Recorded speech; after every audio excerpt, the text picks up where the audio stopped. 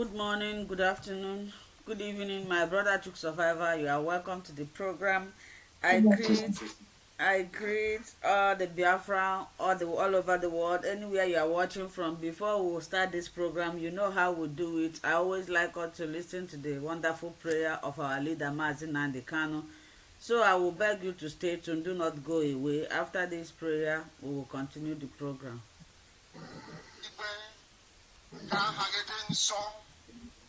That your name may be hallowed by men, that we may bow at the mention of it, that we may offer every glory unto thee, that we may offer you every adoration and adulation, because there is none like thee. You fight our battles for us. Every blessed day you demonstrate through your kindness, everlasting mercy, that you are our Lord, our God, and our Creator. This evening we offer these your children unto thee. All over this very planet that you created, they are listening across the entire 24 time zones on this very planet where they inhabit. They are listening to your gospel this very evening, this gospel of redemption, a gospel of hope, a gospel of restoration, a gospel of renewal, this very gospel of freedom, this very gospel of emancipation as only you ordained. Only that this very gospel must be preached, that mankind may be set free from the eternal damnation of the creation of the British. My goodness me, I want to remain in the spirit because we must worship heaven. We answer your name, O Lord of hosts. Everything about us is designed to offer glory unto thee. We have atoned for our sins last year. This very year we have not only atoned for our sins, we have sealed, we have shed blood, they have shed our blood. We have let our sacrifice be made unto thee. Even on the 30th of August, as we are being felled by the bullets of the enemy, by the workers of iniquity and of darkness, we remain very strong today to beckon upon thee, to ask you for your mercy and for your grace, to ensure that your kingdom is restored upon the face of the earth, that you can bring your healing hand to bear upon the life of those of them that you created for one singular purpose, and that purpose alone, which is to worship you in truth and in every honesty. Is there any way that we have erred? Is there any way that our ancestors may have sinned? We confess before a congregation of the whole of humanity to ask you, oh Lord of hosts, to have mercy on us. You must have mercy upon us. We have suffered enough. We have been subjugated enough. We have been tortured enough. We have been imprisoned enough. We did not do these people anything. Our only crime is to answer your name. Our only crime is to be born your children. Our only crime is to excel at everything that we place our hands into. Our only crime is to exhibit your glory and your blessing, which manifestedly is upon our lives every blessed day. That is why they want to kill us. That is why the British want to join those of them who don't know you to destroy your creation and your inheritance. You will not allow shame to befall your name. You will not allow the enemies to triumph over the lives of your children, because you created us to exist, to worship, to honor, and to praise you. That is exactly what we are going to do when this Biafra comes. It will come in truth and in every honesty, because we remain every blessed day whiter than white and whiter than snow. Is there any way that we have sinned that you cannot forgive us our trespasses, to enable us to fulfill your own word which was spoken thousands of years ago, that instead of what you promised not to come to pass, that heaven and earth will cease to exist. You opened your mouth to bless mankind to the coming of Yahweh Yeshua, who came here and said, let your kingdom come on earth as it is in heaven. Those words can never be in vain, because they are anchored upon your holiness and your magnificence. That is why in the end we know that Biafra will come, that these children that we have given birth to all over the world, and their children, and their children, and their children, as long as they give birth to them and they are Biafrans, they will worship you in truth and honesty. Through this very work we are doing, mankind will come to understand you. Let your miracle be wrought in our lives. Let us witness and behold your magnificence, your holiness, your mystery, and your grace under our command. O Lord of hosts, we call upon you. We call upon you to heal. We call upon you to provide succor to those of them who are inconsolable. We ask you to come and strengthen those who are weak. We ask you to restore hope where there is hopelessness. We ask you for inclusion where there is destitution. We ask you for one brotherhood, one camaraderie, one bone, one blood, and one flesh of your children. The Efiks and the BBOs, the Ison, the Shekiri, the Isobos, and also those of them from Isoto. We are traveling all the way to the lands of Igala. We are moving on from there to Idoma, to Igede, to the territories of the Igbo land. All these places we dedicate unto thee. All these lands of yours, we ask you to cover it with your mercy. Because Biafra will come, and when it does,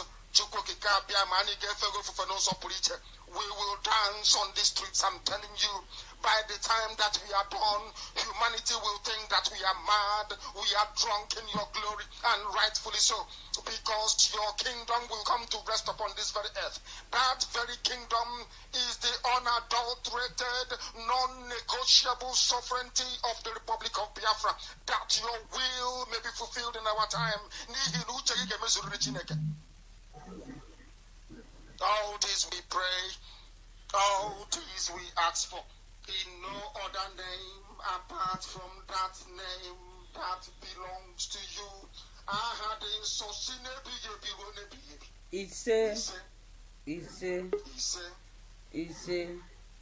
So my great people of Biafra, welcome. If you are joining us, the first thing you should do is to share this program, like it, and also recommend others.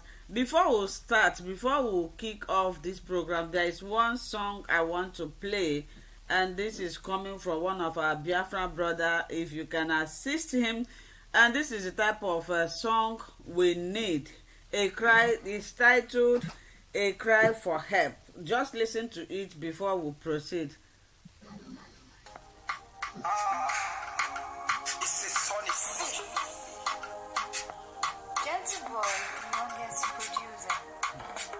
Oh hey Biafra. Oh hey Biafra. No Biafra. No hope. Is it you, mama? I no not in Nigeria. Is it you, mama? I no not in Nigeria. I'm a sick man, I got you,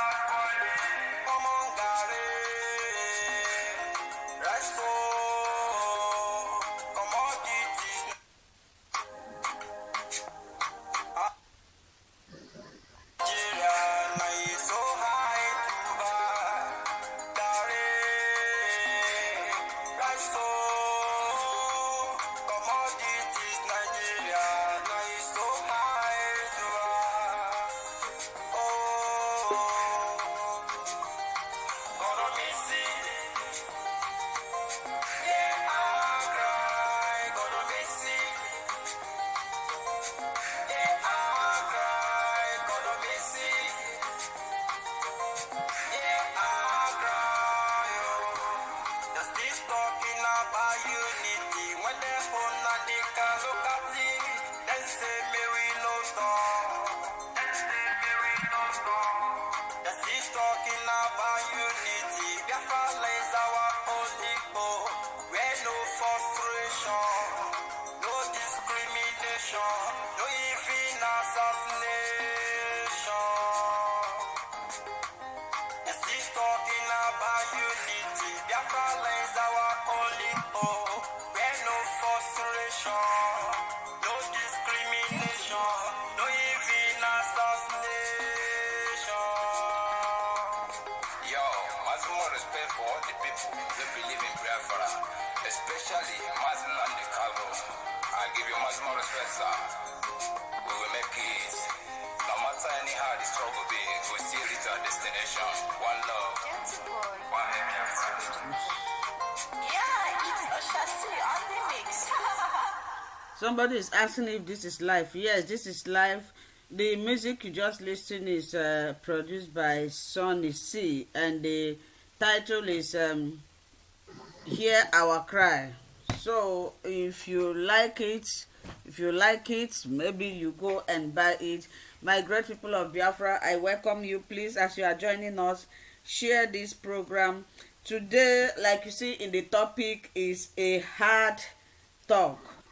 A very, very hard talk, because what we are going to be discussing in today's program is a very, very important issue that everybody needs to spread. If you haven't shared this video, please share this program. Mr. Erasmus, if you are there, I would also like you to come here. Mr. Okenwa, it's been long. You are welcome. I saw my brother Ben Maxwell, he's also here. So we are moving forward. I posted a video last night about the protest in Onitsha Head Bridge. Some people are saying it's an old one, but whether old or new, this is what we need right now. This is exactly what needs to be going on. We need to create awareness, because if we should keep quiet, Mazi Nnamdi Kanu is going to languish in DSS custody. It's through our action. I could remember Choba, the spokesperson of Ambazonia. He said that he even told the DOS in their platform that it's our activities that will bring Mazi Nnamdi Kanu out. I also have another brother from Ambazonia. He said that we are not helping the issue. That is what we do that will determine if they are going to release Mazi Nnamdi Kanu. And what we are doing right now is exactly what we are going to do. I laugh when some people say, you guys are just sitting there abroad, come back home to fight. You are just on social media and making noise. Well, you call it making noise, but you don't know that the world is hearing the noise we are making.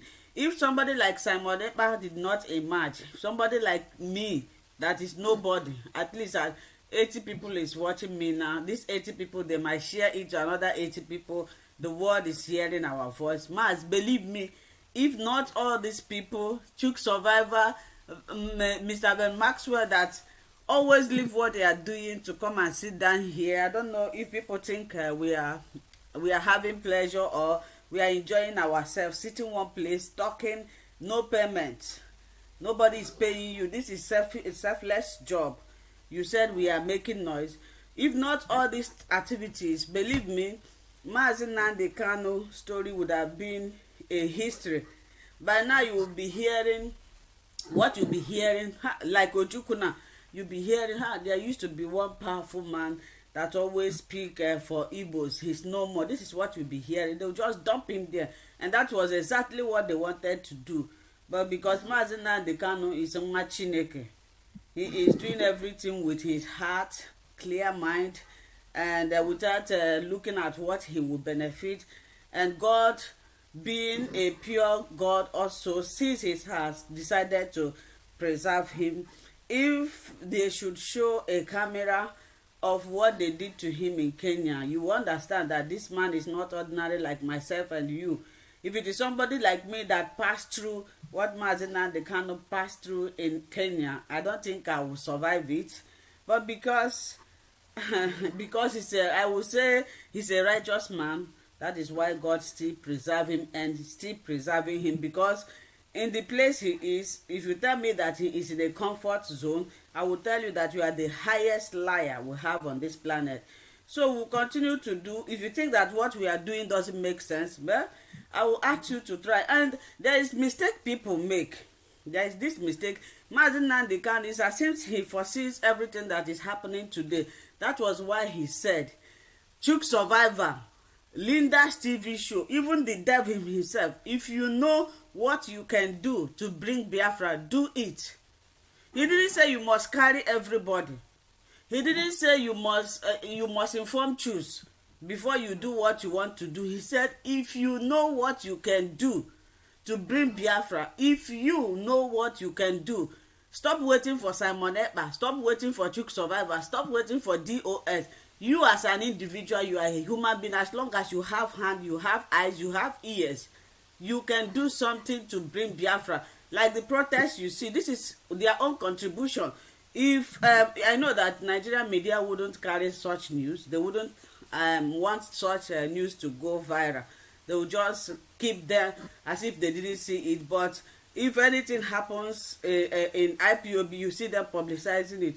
So if you know what you can do, stop blaming others. Do your own, and let's see if Biafra will come. In this regard, I will introduce my topics we are going to discuss today. Which number one is, I posted the video yesterday, the announcement coming from Mazi Simon Ekpa. I call him the dragon. Anapa alapa. How do they say this thing in Igbo? Simon Ekpa anebu alebu. Anebu alebu. Onye chọrọ ịdị famous, ọbịa meme Simon Ekpa attack ko discuss so ko nwe views. I like how Simon Ekpa is those people that are not important, he doesn't even talk to them. It's something that is critical, that concerns the struggle and Mazin Nnamdi Kanu that he addressed, and I will encourage him to continue like that. I won't have a mosquito gaffer, mosquito na Johnny on Ibia Tobozere and Yori. So now he has made the announcement, and I'm very, very sure that they are going to try as much as they can to, to fight against it, because the order is not coming from the Almighty, which I don't know who is the Almighty. So that is the number one topic we are going to be discussing today. The coming 5 days sit at home, and it's important, and enforcement. How are we going to be achieving this? That's why I talked about working in unity. There is nothing like unity. Assuming we are united like Yorubas. I know they have their own clashes, or like, let me use these people, Fulanis. It would have been easy, but now Simon Ekpa have dished out this information. You will see now. A lot of people will tell you that it's coming from Ekperima. It's not coming from this person. It's not coming from the other person. But God's will be done. This is the number one topic we are going to talk about today. The second one is evacuation of the northerners, the northern Fulanis from Biafran land and the danger. Now they are smuggling their people out of Biafran land. Does that not tell you anything? So we will start from here first before we proceed. I welcome my brother Chook Survivor. I welcome my brother Ben Maxwell. I welcome our brother. I think this is my first time of seeing you in my program. Na Johnson, you are welcome. So Mr. Chook Survivor, Mazi Chook Survivor, I don't know why I'm using this slave language. Mazi Chook Survivor, you are welcome. Mazi Ben Maxwell, you are welcome. Mazi Mr. Johnson, you get change kwa ha ga. You guys are kwa ha Igbo. You guys are kwa ha Igbo ka mure bishi. Nke bag me change kwa ya ha nwuto ochi. A ga-ewepụ aha ndị a ji ka ya eriri na-amị anyị chọm n'ahụ. Ama anyị ụnụ ka ụnụ hapụ our brother na Johnson ka o kwuo, since this is his first time of joining. I don't know if you have been here before, so you are welcome to the program. Okay, the floor is yours now. Well, this is my first time to come to your program. I used to view you online and even the other guy. A lot of Igbo online. I used to view them, but as far I am a member of, let me put it, Biafra. Let me put it that way because I'm not IPO, but I'm a Biafra. I want to be involving or listening to what is really going on. Even like what they call it, ECBA and the rest one, I follow them, but I don't always comment. Only because I used to see you online and see the other guy online. Most of the things you people are saying, it really go deep in me. That's why I decided to contribute to this topic. Thank you. Thank you. Thank you so much. You are welcome. I'm going to be muting myself when somebody is talking because if I don't mute, the voice will be echoing. So, Mazi Chooks, if you see me not talking, please, you continue before I can unmute myself. Okay. Thank you. Thank you so much. Our guest is gone. Huh? The guest is gone. Yeah, if it is from, Okay.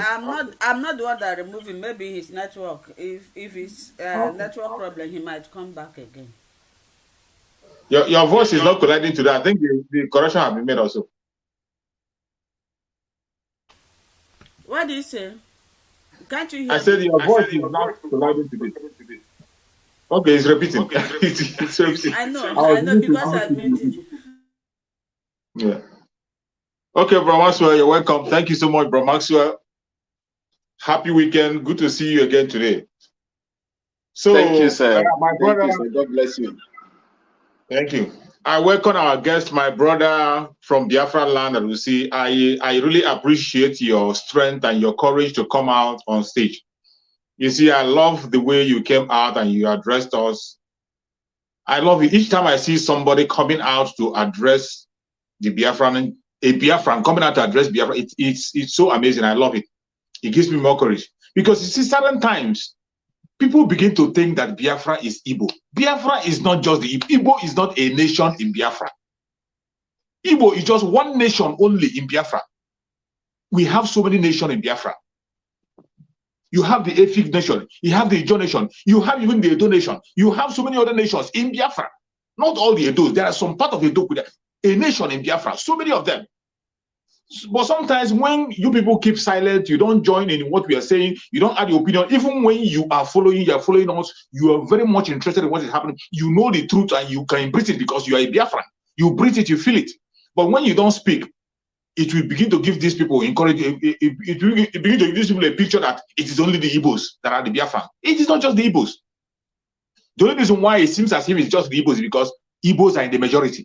That is why every time, any place you go, you see it is their voice you hear. They are in the majority. And that is what always happens.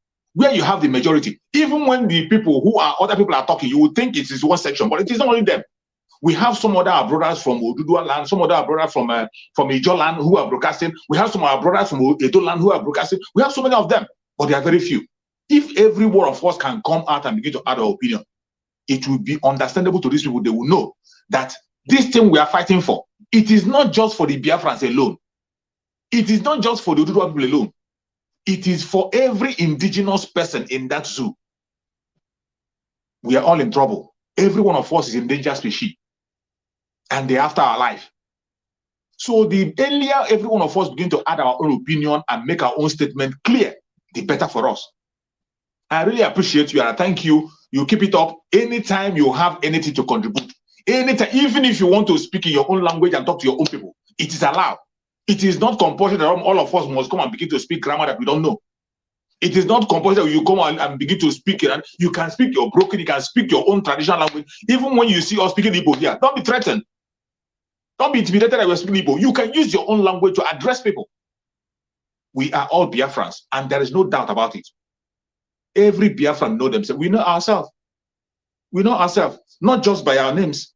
When you see a fellow Biafran, you see somebody from the old Southeastern region, you don't need to ask him, where are you from? When you look at their face, the way they behave, you will see a picture of yourself in every one of us.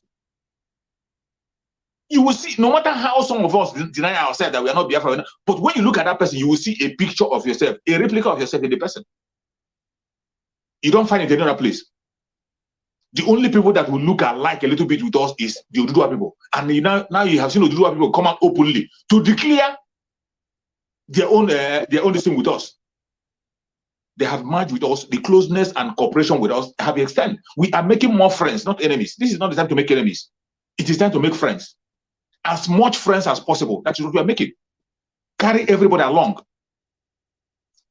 Mazen Nandekano, who started the struggle, said it from the beginning that we must carry everybody along, except for those who have decided within themselves and say they will not be part of it. Of course, you can't force them. You can't force them. But for initial time, you must have to make sure that we inform everybody, let everybody get informed, so everybody will be carried along. I appreciate you so much. Now, coming to the topic of the day, I decided to say that to encourage you also and other people who are still on the background, because I know many of my brothers in Biafra land are still on the background. Some of them are scared to come out. That is why I made that statement for us to be encouraged. Everybody have to put our hand on deck because we are in the last minute. In this last minute, every one of us have a responsibility. Coming to the sit at home that was announced, as my sister had just put it forward, 5 days sit at home. It is not just Master Simon Ekpa announcing. This is an agreement by all Biafrans. We agreed that we are going to do that to make sure that we make a statement. And that is the beginning of no election you are hearing. The sit at home is not just for fun. And it's not like any other sit at home you have been hearing about. Let me tell you, if you think it's going to be easy, it won't be easy. But those are the sacrifices we have to make for us to have a nation. Nobody can dash you freedom. You see, the thing that if you see somebody who has been, if you have been in prison or in detention before, if you have been in detention or in prison before, even for 1 week, you will begin to know the value of freedom. You will know the value of freedom. If you have been in a detention just for 1 week, you begin to, when somebody is talking about fighting for his freedom, you know the value. Or if you have interviewed somebody who has spent a year or 2 in prison, if you have opportunity to visit prison and talk to people who have been there for a year or 2, you will find out that the only thing they are praying for, asking for, is a day for them to have freedom to do what they want, eat when they want to eat, visit their friends, go where they want to go, take a shower when they want to take a shower. That will be their only prayer point, nothing else. It is only when you are free, you'll be talking about, I want to buy a house, I want to marry, I want to have children. People who have been denied their freedom, the only prayer point is to be free. And you wouldn't know how caged you are until you begin to look wild and look to other people. If you begin to judge yourself according to the zoo, according to Nigeria itself, you will never know that you're in jail. Every single one of us is in prison.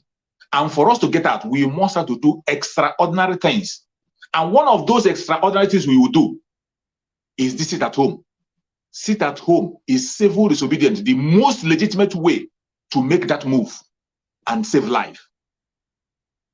Every one of us know that initially when we were doing the protest, each time we come out to do protest, they open fire and begin to shoot us. You saw what they did to our mothers who came out to protest.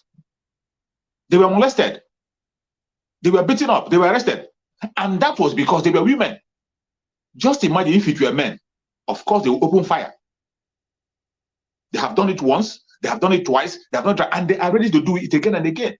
They don't even do it only to Biafran people. They did it to people who we are talking about one Nigeria. You saw it happen during the NSAS. People were holding their flag and they opened fire. That was why when the issue of IPOB coming, when we are talking about our independence, talking about our freedom, we protested, they killed us, they shot at us, they did so many things. People began to accuse Mazen Nandekano of taking the life of people. Mazen Nandekano, under his knees, got the revelation of the sit at home. Go ahead with it. And Mazen Nandekano introduced that sit at home. Sit at home has done marvelous things since it was introduced up to date. It is that same sit at home that is giving us hope of the release of Mazen Nandekano today. And in that sit at home is going to be the foundation of the coming of Biafra. We are starting. It has been kicked off. We have some few days to go, about around 92 days to go. And the sit at home is going to start on Friday. 5 good days with a break on Tuesday. It is sacrifice that we must have to pay. For a very long time, we have been announcing, Master Simon, the spokesperson of Biafra, have been announcing it, that people should try to get food items around themselves. Necessary things, all those toiletries, those important food items that you need on a daily basis, keep it around yourself and stock it up. That a time might come when you will not have opportunity to come to the market. And in the sit at home, remember, this is not like any other sit at home. Our spokesperson, Master Simon, made it clear that it will be enforced. And when you hear that the sit at home will be enforced, you know what it means? You know what it means?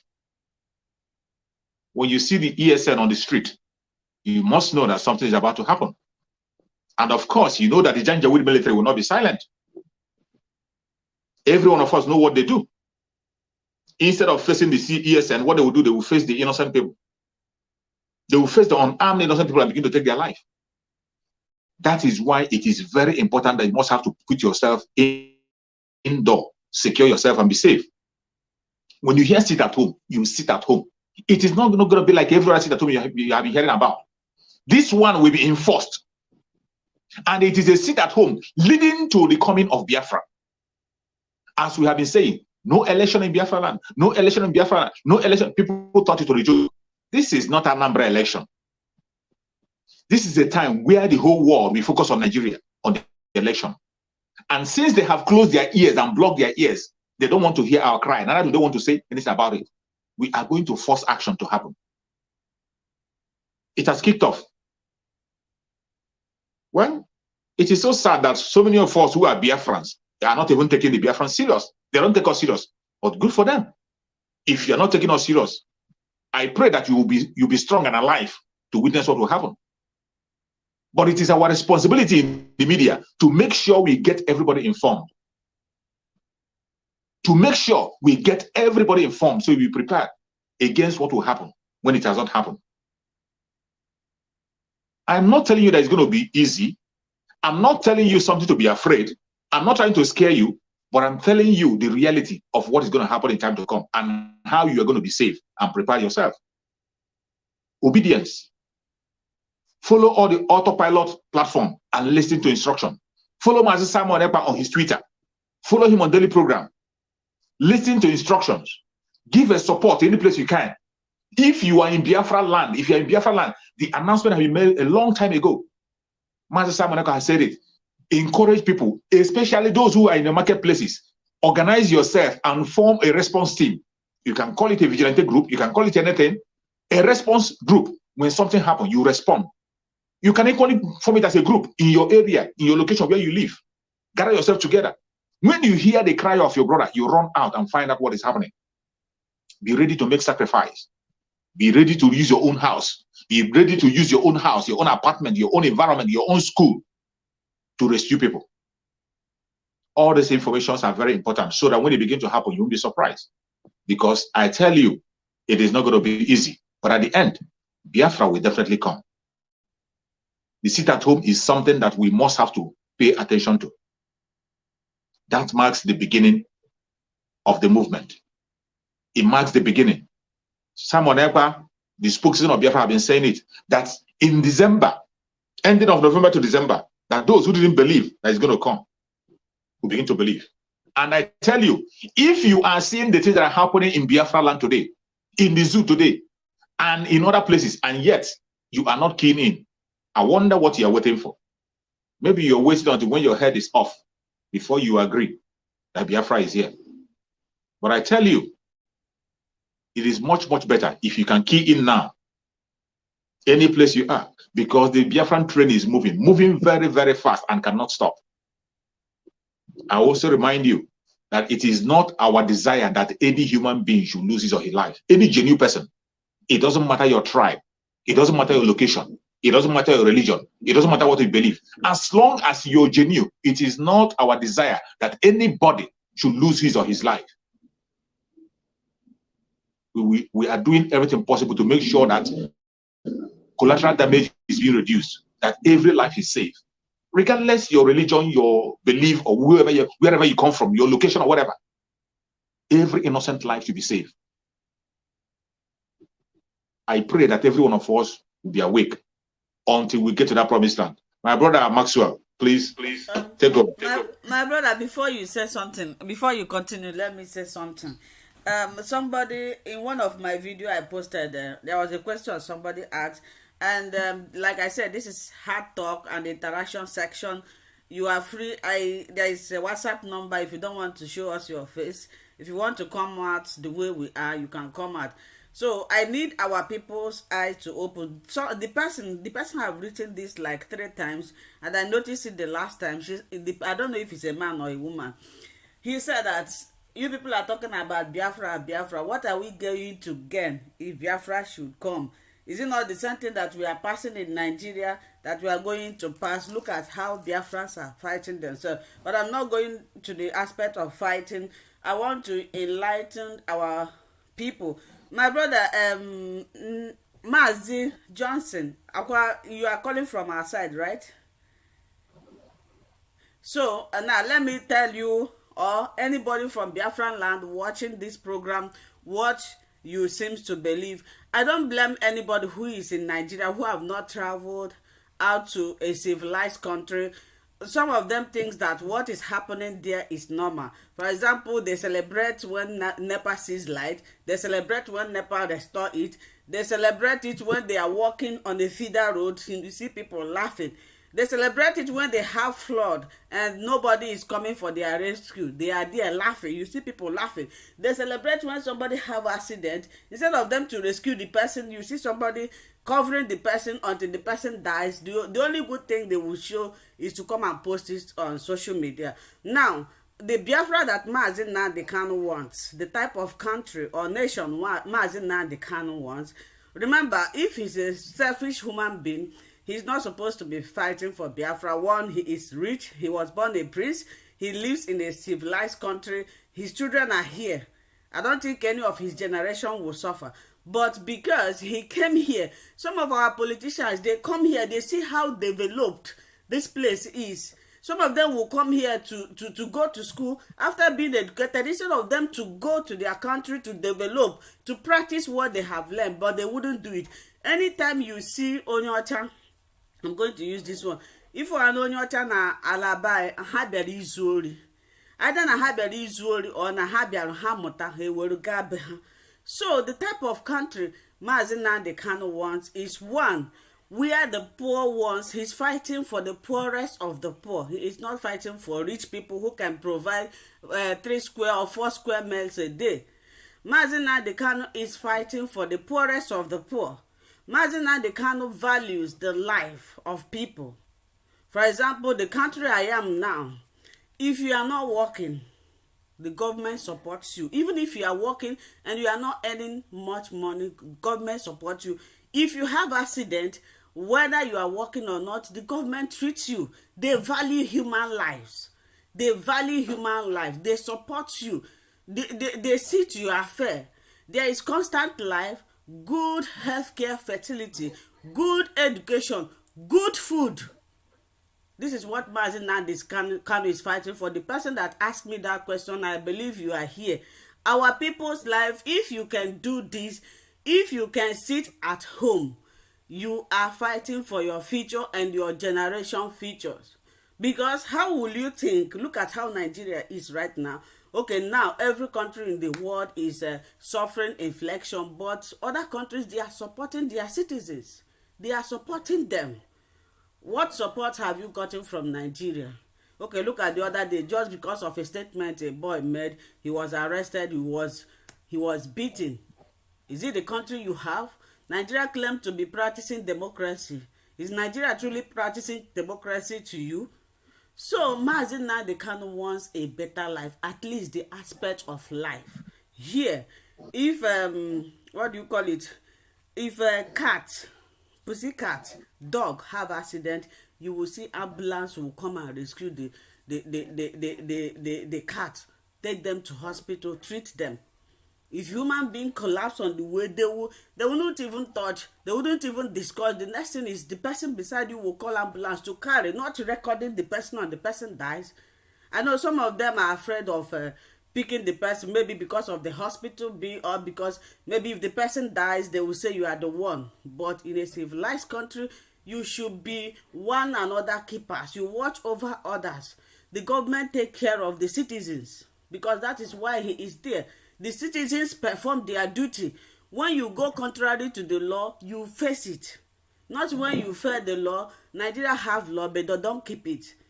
When you fail the law, you go and start looking for whom to bribe. For example, they say don't park here, and you park there. You already know that you have gotten a fine. Instead of you to go and pay it, you'll be looking for somebody to bribe. So next time you here, once you fail any law, you don't discuss. The only thing, they bring the bill for you, you go straight and pay for it.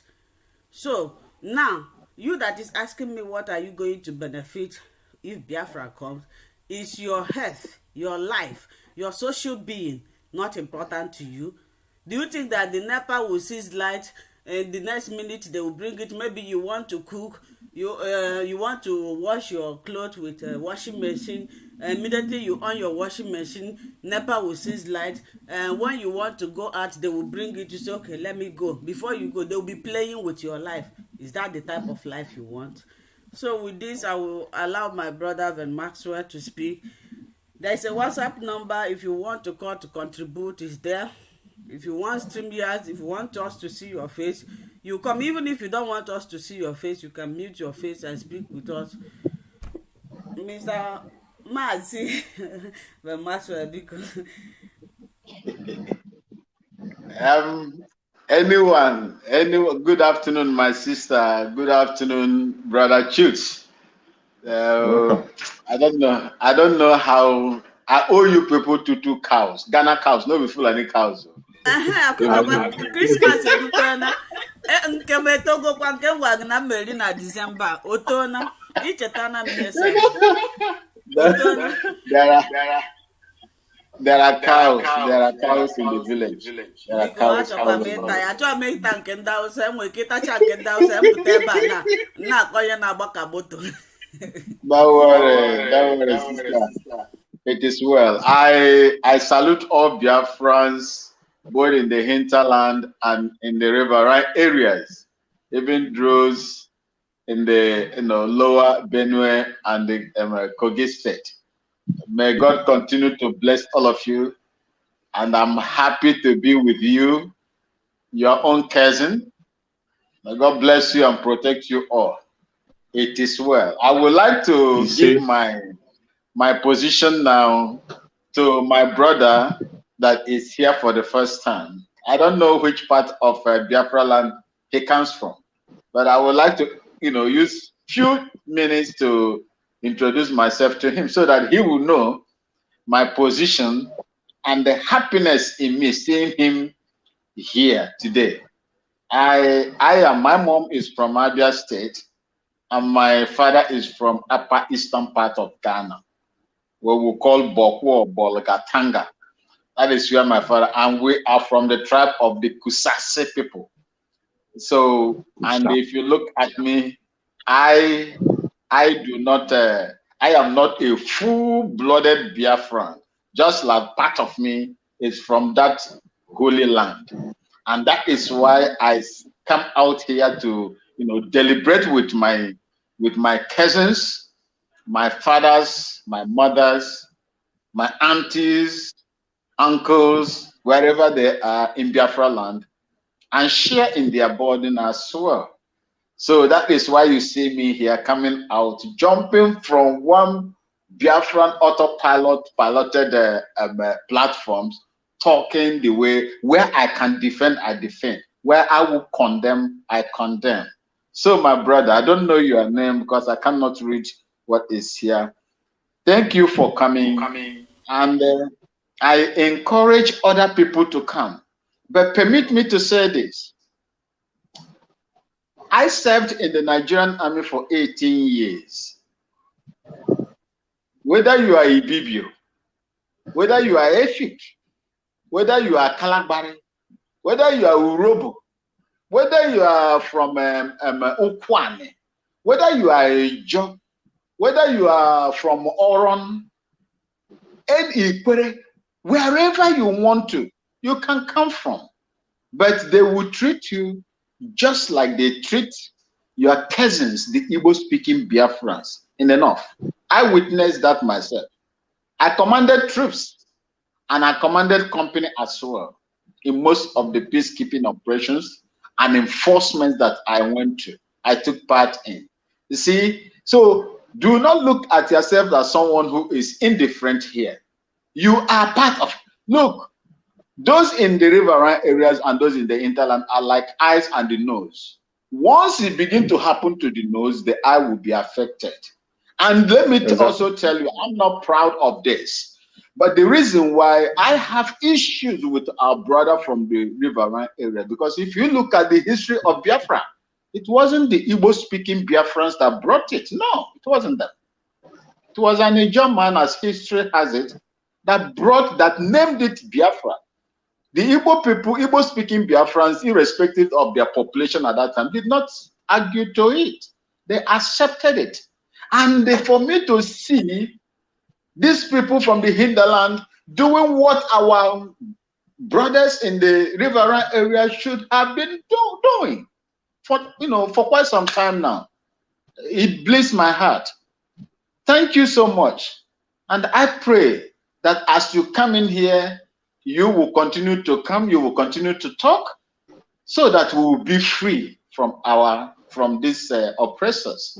If you have ever lived in the north, and if you have had the opportunity to live, to engage yourself or find yourself in some of the government institutions, you will know that you are different from the rest. Nobody will tell you. The system will tell you that you are different. So I'm using this opportunity to say, my brother, thank you for coming. You can continue now, sir. Okay, my name is Johnson.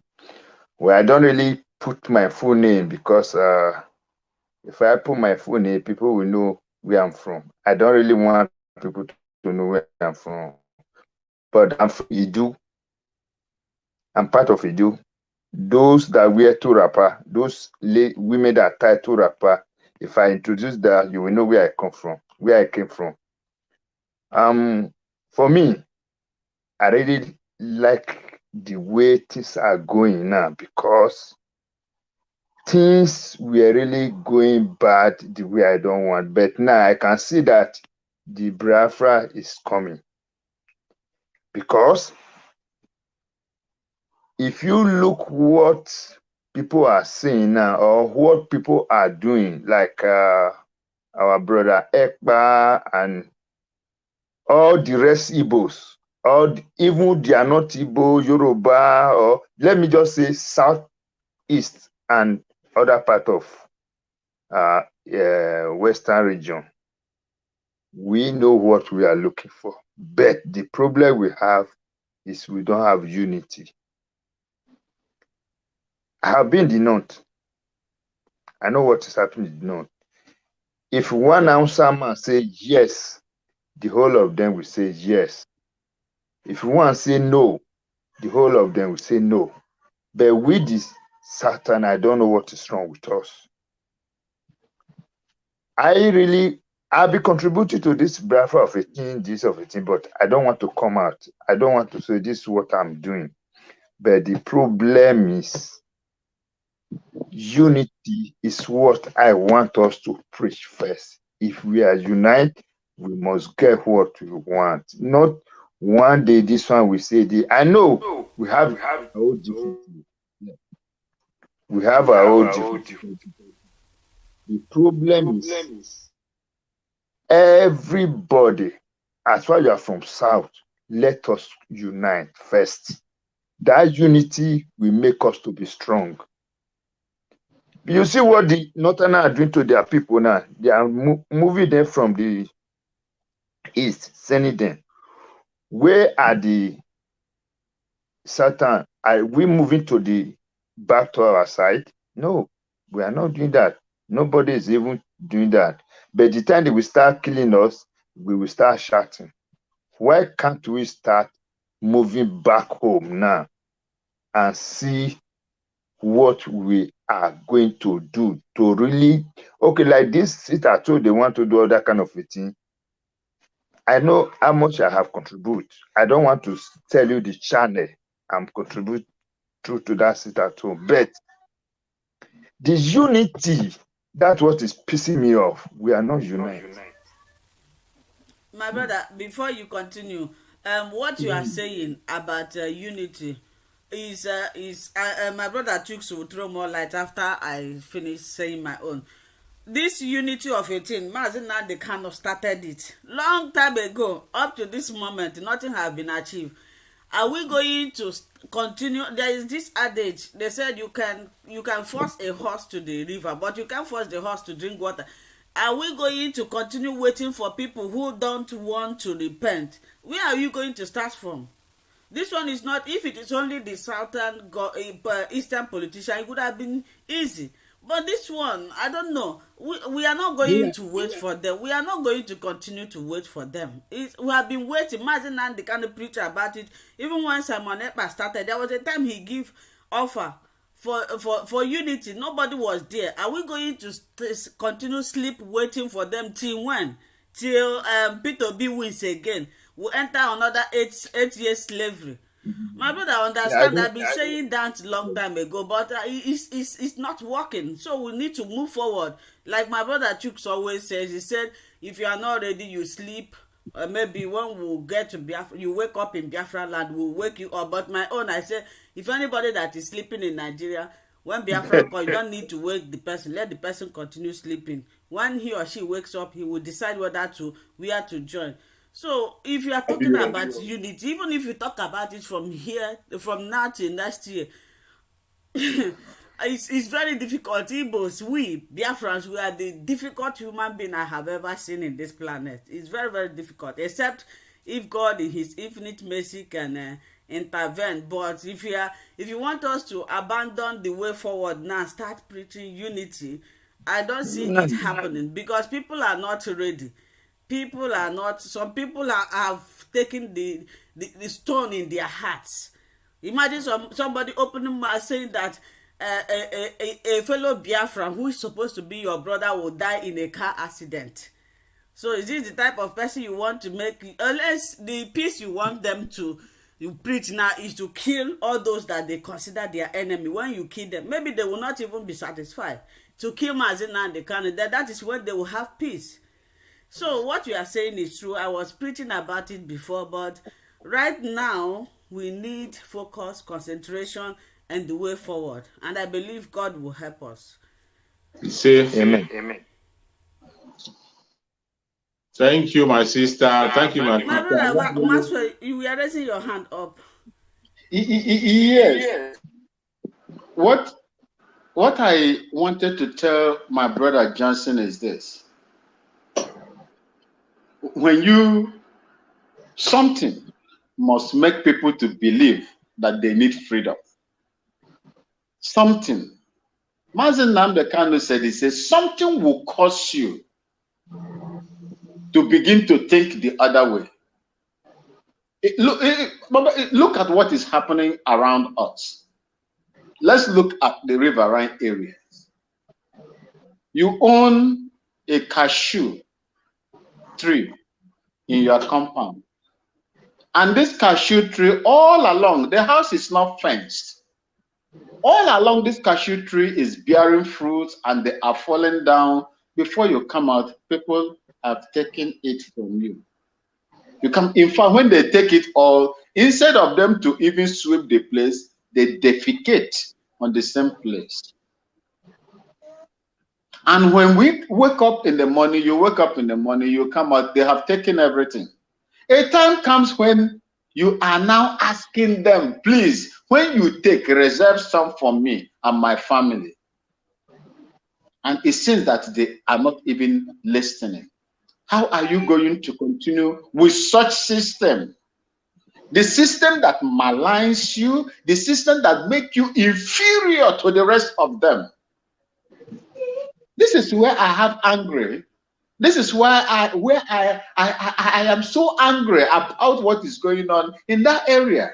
And glory be to God, to people like you that have come out, to take this stand and to take this bold step to do whatever that you feel that will bring freedom. Because my brother, like I always say, because I lived in the north, and when Mazen Namdekano was talking, if you want to know your future and the future of your children unborn, look at the indigenous Hausa people. The caliphate is not indigenous to the north. You have the Hausa people, majority. Yeah. You have the Kanuris, they are indigenous people. You have the Gwaris. You have the Birom people. You have Lantam people. You have Angas people. You have them all over the places. But these people, how did they manage to get them, emasculate them in such a manner that even their own traditional stools have been erased? Has been erased. And most of us in the South, we are looking, we don't know what. In fact, if not that God brought Mazen Namdekano to begin to do with the unity that you are talking about, was what the mistake those that were before us made, allowing both sides from both sides, allowing the enemy to sow that seed of discord and hatred among ourselves. If I see you, if not now, if I see you before, I go say, this one is from there. If you then way they do like this, if you see me, oh, this Igbo man, they like dominating, they like domineering, they like this, they not like that. Is the seed of discord these people planted in us, and that is what Mazen Namdekano tried to remove. He tried to uproot it, and when they discovered that he has already taken it out, they kidnapped him. Something will make us to know that we need freedom, my brother. Something will make us to know that we need freedom. And without freedom, we cannot make progress in that side of, Biafra. Thank you. Thank you so much, my brother. You and my sister Linda have said a beautiful word on that very issue, on the point that my brother raised. It's a very important point. It's a very important point that will never, ever be forgotten from the beginning of the fight to the end. I must tell you that since Mazen Namdekano started this struggle, he has never forgotten that very point you raised, unity. Mazen Namdekano has never, ever forgotten that very thing, unity. That topic that you just raised, Mazen Namdekano has never, ever forgotten that issue of unity. And he has been following it.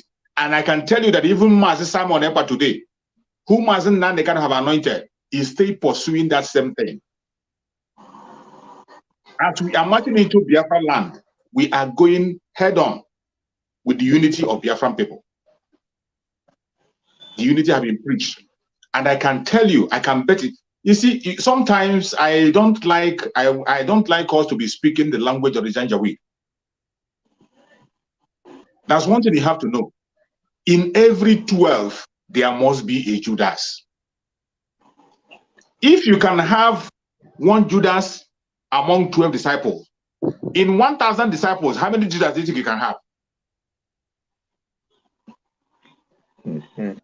If you can have one Judas in every 12, one Judas in every 12, when you have up to 1,000, you know how many Judas you can have. If you have 1 million, you know how many Judas you can have. So if you make all these calculations, certain times when you see certain things, you ignore it and you just push it away. Don't allow the enemy to interpret it in the wrong form. They'll be telling us things as if it is something that doesn't exist other places. I can tell you, all this bickering and fighting is also in the north. But the reason why you cannot notice their own is because we are much more enlightened more than them. If something happens in Biafra land today, we, the Biafran people, will take it on social media and we elaborate it and push it and everybody will hear about it. But things are happening, tragic things are happening in the north. They don't come to the social media. You wouldn't hear it, you wouldn't see it. our own case is not the worst. We know we have a problem. That is true. The Judas will always be there. Thomas will always be there. The Thomas is there. The Judas is there. And they will always be there. But my happiness is that Mazen Nandekano started the foundation in that very topic you raised now. It is Mazen Nandekano that made us to begin to see ourselves as Biafrans and Biafran alone. That is why most time when I make my broadcast, I always like to use that title, Biafra. And when I'm talking Biafra, I'm talking about the old southeastern region and the lower Benue. Any place you fall in that very region, any place you are and your grandmother is tying 2 pieces of wrapper, you are part of us. You are part of us. Don't feel intimidated. Don't allow somebody to remind you and tell you are part of Biafra. Why should somebody tell you your father's name, you know your father's name, you know your father's compound, then you wait for somebody to come and tell you that this is your father's compound? Nobody have to remind you about it, and nobody have the right to tell you that you don't belong there. It is your entitlement. Biafra belongs to every one of us. Nobody can push you out of it. In the issue of the unity we are talking about, let me tell you, for me personally, I see my brothers and sisters as we are united. We are united. The stage we have gotten to now, the stage we are going to now, we have enough unity to give us Biafra. We have enough unity now to give us Biafra. I can tell you there is no part of Biafra land you go now where you don't see people confessing the good work of Mazen Nandekano. Of course. Even people that hated him before. Even people who hated him before. When Mazen Nandekano was preaching the hard message, when he was hitting the hard rock, some people misunderstood him. Look at if our Oduduwa brothers can stand today and begin to vouch for Mazen Nandekano, who else won't? Who else won't? It is only when you come down and look to the reality, you begin to see why we say what we say, why Mazen Nandekano used some languages that he used. But when Mazen Nandekano was preaching that hard nut message, some of our Oduduwa brothers thought that he was against the Yoruba people. Some of them get offended. Some get pissed off that he's always cursing them and abusing them. But for a black man, if you don't use insultive language for a black man, they will not hear. It's only when you insult a black man, he will begin to look for himself and say, why is this man insulting me? And he would like to remove that thing that is making him to insult him. That is the strategy the man can use. And that insult, why you see, that insult is not only to other people. When Mazen Nandekano faces the Igbo Biafrans, his own people, Igbo Biafran, if Mazen Nandekano talk to them, you'll be wondering if this man is an Igbo man. Mazen Nandekano in one of his brokers told you that every organization you meet where they put the title Igbo organization, it doesn't work. It will never succeed. He will tell you how some of them are very, very evil. When it comes to your turn, he doesn't look back. Whoever he reaches to his turn, he will open your page to let you know that everybody have their own fault. Every region have their own fault. Look at our Oduduwa brothers today. Our Oduduwa brothers can make example. People, Oduduwa person can tell you that Mazen Nandekano have done a great job. A Oduduwa person will tell you that because of what Mazen Nandekano is doing, that he is supporting him. They even support Mazen Nandekano more than those of us who are Biafrans. But when he started that message, we saw it as a difficult thing. But I can tell you, we are much more united today. And before we got here, Mazen Simon Ekpa opened the gate wider. As the other idiots, all those department of saboteurs, as they were trying to destroy the handshake with their blackmail, they started to destroy the handshake, all the foundation that Mazen Nandekano have led. They wanted to destroy it. And thank God for Mazen Simon Ekpa when he came in and began to block all those their nonsense. He opened up the hand. Today, I can tell you, most of the militant group you see in the coastal region, they are standing shoulder to shoulder with the autopiloted IPOB. So many of them names have been called. So many are still on the secret. You can't mention them. Every one of us know the part the Avengers played when they kidnapped Mazen Nandekano in 2015. Every one of us know the part the Avengers played. They didn't just do that. Inside us, we know that we are one blood. We are from one ancestral parents. It doesn't matter what they inject in our brains. We are from one parents. And no matter how you hate your brother, no matter how your brother do this, at the end of the day, you can never allow your brother to be destroyed. At a point in time, you will know that this thing have gone too much. You have to return back. The message of unity that you just talked about, it is something that has to be continuous. We have to continue to speak about it while we pursue our freedom. We will never forget it. We'll continue to mention it. Because these people have done so much damage in our area. They did so much damage. So much damage that we begin to see ourselves as the enemy instead of them. They did so much damage that you see a Biafran. A Biafran will go to a place, he will just be busy trying to explain himself. And first of all, nobody asks you a question. No, just because you're a Biafran, you appear in certain places. You begin to explain yourself. I'm from Ijo area. I'm from Efik. I'm from Kalabari. I'm from so place. Just to make sure they don't attach you to certain people. You begin that explanation first. But somebody from the north will just come and say he's once you see him with the Babariga, he appeared as an Hausa man. And that's settles it. He said Arewa. Exactly. Arewa. As soon as he mentions Arewa, that settles it. As soon as he mentioned Arewa, that settles it. But today, I thank Chukwu Okike Abiyama that we have been able to get to the extent we have gotten today, that mentioning Biafra alone tells us where you stand. Forget about the few of them who are still standing in between. Mentioning yourself as a Biafran is enough. Just like when you see somebody from the United States, ask him, he will say, I'm from the States. It doesn't mean that they don't have sections there. They have sections. But he will first of all tell you, I am from the United States. And that's settled it. You don't any other question you're asking, you're wasting your time. You had when Ozakome made that example in one of his interviews, when I interviewed Ozakome, where he was making that example that when he went to the United States in a conference, he was asking somebody, where are you from? And the man looked at him. What do you mean by where? Do you mean where I was born or where I live or where I work?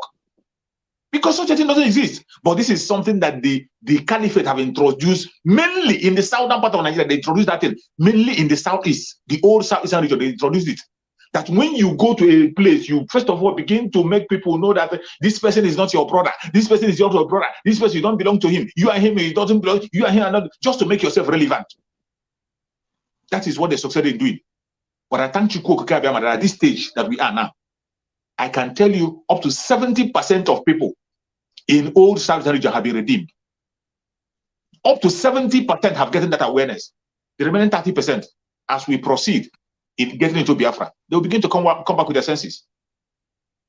This was why Mazen Nnamdi Kanu at the stage, he began to ask for 100 men. He said, if I can have 100 men, I move. That language has a deep meaning. With all the good number of Biafran people you have, Mazen Nnamdi Kanu, he was looking only for 100 men. That if he has 100 men, that every other people can come behind later. Just like my brother Maxwell said, that is something that will be happening. Something will be happening, then other people will key in gradually. Everybody will not come on board at the same time. There are still people who will still be standing on fence until when we raise the flag finally. When they hear Biafra have been declared, then we see them buying tickets to come back. And they will carry it on their head as if they were that time they will rejoice more than you now that he's standing here talking. They will rejoice more than you. You see those who were telling you that, why are you wasting time with all these people? They will be the ones to rejoice more than you. Those kind of people will always be there. And we will not allow them to stop us. We will continue to move forward.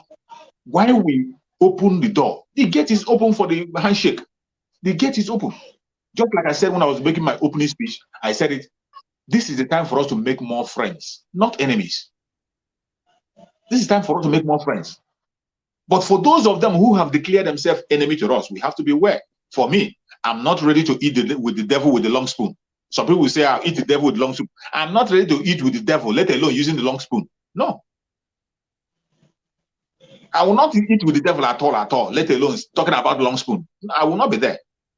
For those who want to go and try the long spoon, try. And then the devil will let you know if his hand is short or long.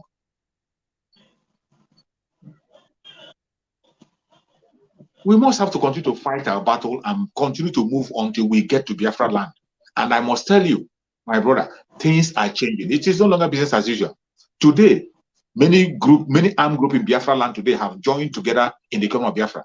The BNL in the coastal region, they are fully in the whole thing happening. The BNL are there. The BNG are there. So many other groups that have decided to be silent. They have given instruction that their name should not be mentioned until further notice.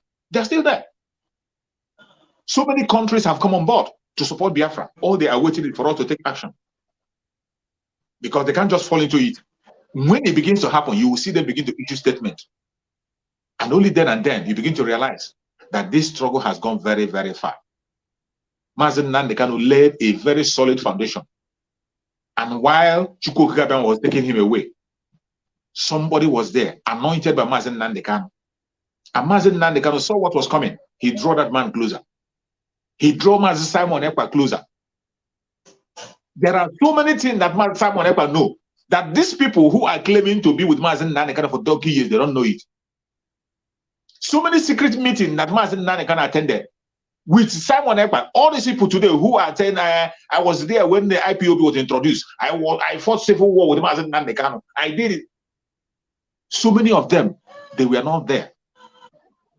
One of the most common one you can know is that this issue of our friendship with the Oduduwa people.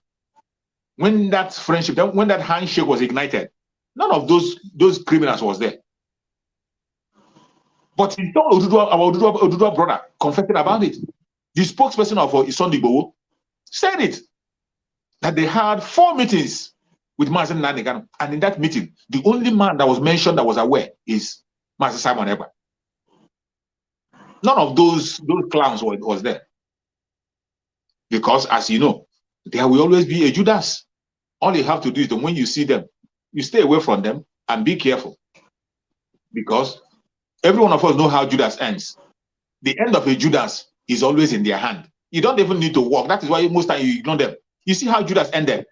If Judas knew that Christ will forgive these people who killed him, he would not kill himself. But before that forgiveness came, Judas already hung himself. That is why he will be born in the highest hell. If Judas was patient enough to be alive, and Jesus forgave the people who killed him, he will be forgiven. He will forgive him. But he didn't have that patience to wait, because he knew his conscience have condemned, he committed a grievous crime. And that is the penalty of a Judas. When you see them, leave them. They are going to destroy themselves. They will not have the opportunity of repentance, let alone forgiveness. They won't have that opportunity. And they will always be there. The stage we have gotten into, in our seat at home, to create the difference and make sure we get Biafra. It is going to happen. And when we have been shouting and talking about no election in Biafra land, that is the beginning of it. For those who didn't understand, when that seat at home starts, they will begin to understand. They begin to understand better.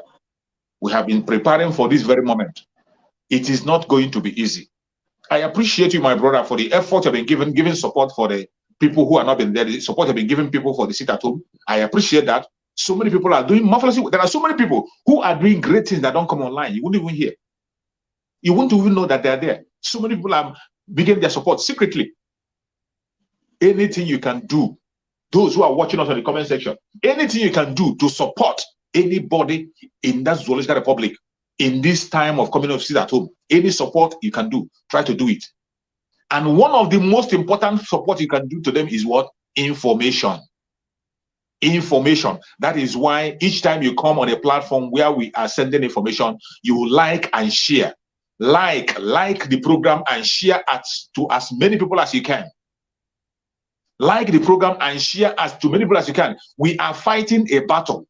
That is one of the battles they are fighting against us. They are trying to compress our information on social media to make sure it doesn't go far. That is why you come to a platform of a Biafran platform where you have thousands and thousands of people. But when you are making a live program, you see only few hundreds. It is because notification is not being sent to people. The only way you can be able to break the bounds of that notification, to be able to overcome the algorithm of YouTube, is by you clicking like and sharing. If every one of us here can share and like, you will see the number increasing. And when you are doing this, you are playing a role to make sure that they don't keep us in one place, to make sure that information circulates to where it's supposed to be. That is the most important thing we have. One of the most important things we will do, information. Information will save our people. It will make our people to stay alive. It will make our people secured and informed. If you hear something, say something. If you see an information, don't keep it to yourself. Let loose of it. Don't be so economical with it. Don't keep it to yourself. Share and let people get information and know where we're headed. And if you have something to share on the comment section, those of male, especially those who are in Biafra land, if there are important information you have to share, feel free. Click and come in and share. If you can't click, you make a call. In any autopilot platform that you have see, anyone you have opportunity, some of them are so big that you might not be able to call in. When you are with us here, you have opportunity to call in, come in, express yourself, give your information. Nobody knows it all. It is the collective effort of every Biafran that will lead us into that promised land that we so desire. Thank you, my brothers. My sister, you can come in. Thank you. Thank you so much, my brothers. We have deliberated a lot in this, and I believe people understand what we are saying when we talk about sit at home, the importance and the importance of this enforcement, the importance that you participate. When you are doing it, you are not, don't think that you are doing it for me or Simon Eba or every other person. Rather, you are doing it for yourself. The next topic I would like us to discuss on is this secret of evacuation of the northern Fulanis from Biafra land. What do you think that is going on? What are they planning? Why are they evacuating their people from Biafra land? I don't know who wants to go first, Maziv and Maxwell or... Okay, Sister Linda, thank you so much for this opportunity. You see, the movement of the Northerners away from, Biafra land is a sign of bigger thing that is going to happen. As Biafrans are doing their own, peacefully marching around before they started killing us, they were also preparing to take over the land. When you look into your land, I would like us to go back to the satellite images and pictures Simon Ekpa showed, I think last year, in one of his broadcasts. You just look at the settlements that they built in those forests in your state. Every state has a Fulani settlement, what they call huts. They have Fulani settlements in the bushes of our land, Biafra land. That was where they started acting like convicts. I don't blame those ones that are with us, but I blame them in one way because they are acting like convicts, helping the militia, the armed wing to come in. They harbor them. They keep them, they keep everything that they came in with to fight our people. So they know what they see. They have seen so many things that is going to happen, and they know that it's no longer a joke. That is why they want to move away and go back to their various, because maybe there are so much information they know concerning the invasion of the jihadists. I am wondering, when you go to your bushes right now, you will see that most of these foreigners are in those bushes where the ESN cannot go. They have limits. They are moving their people away because of what they remember. Is it in Enugu, either in Enugu or in Ebonyi State? When the Fulanis, the house Fulanis, will call them Bororos, the Bororos, the house Fulanis, those ones that have been with you for many, many years, decades, they've been in your place, they call them Bororos.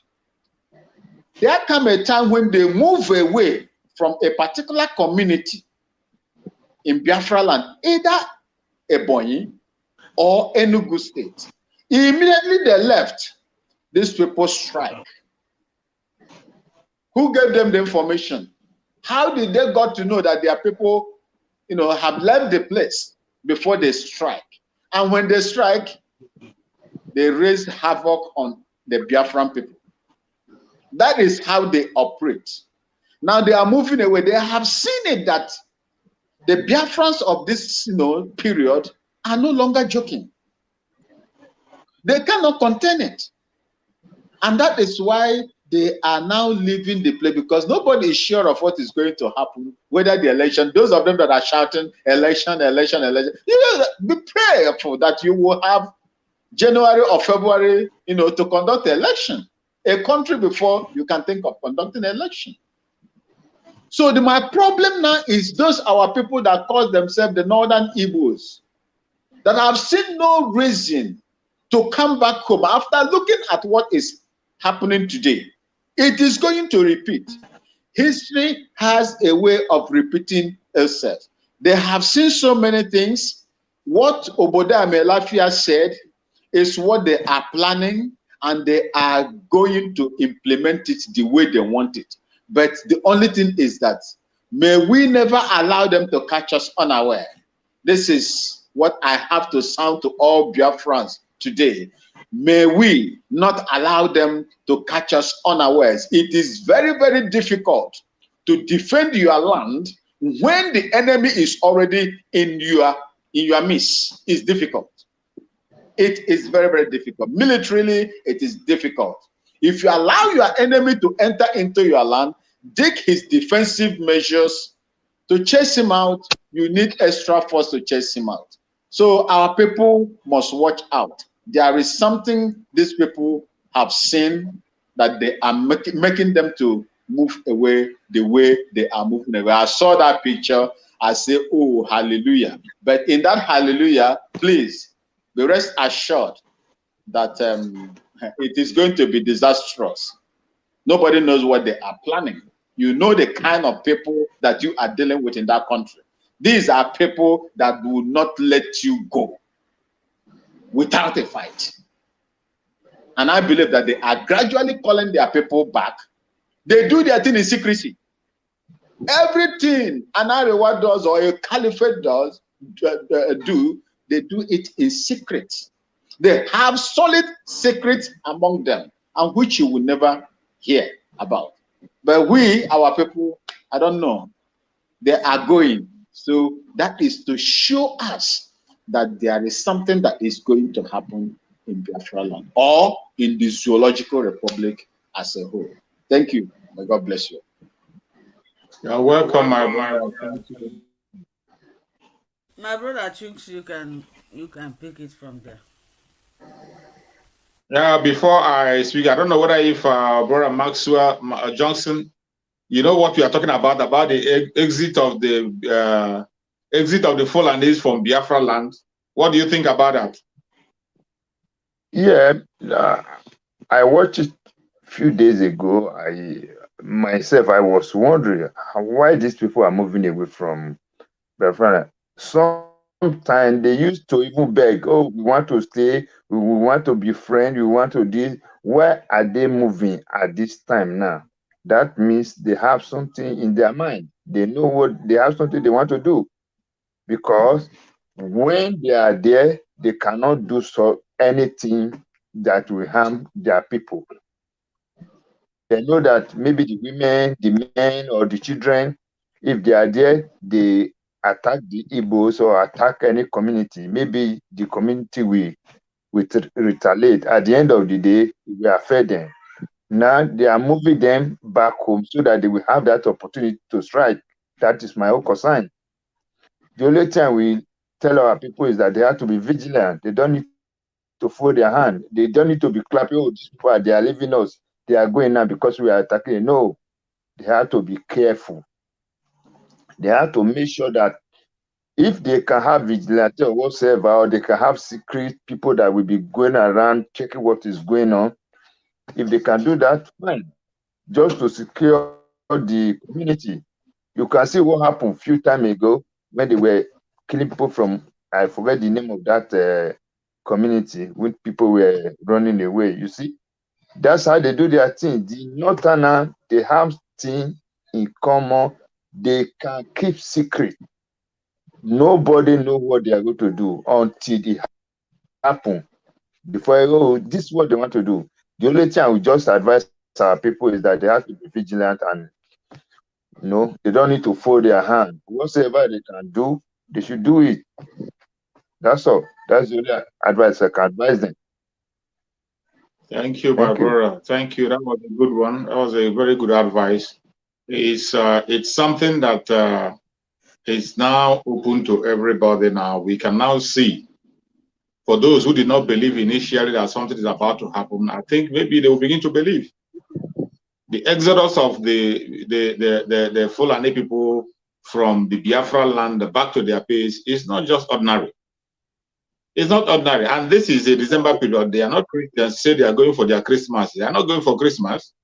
We don't see such exodus in their Salah period. They don't move like that.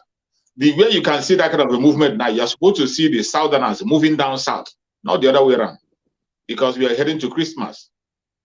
I can remember that Christmas, people who are in the north, they come back early. Yeah. Police were even guiding them. Why police were guiding them if they are going in peace? Exactly. Why police? Thank you for mentioning that. I was coming to that. When you see the exodus and the way they are moving, it just speaks very, very loud. It speaks loud. The people who make such journey in a large number, more of the time, December time, it is the Southerners.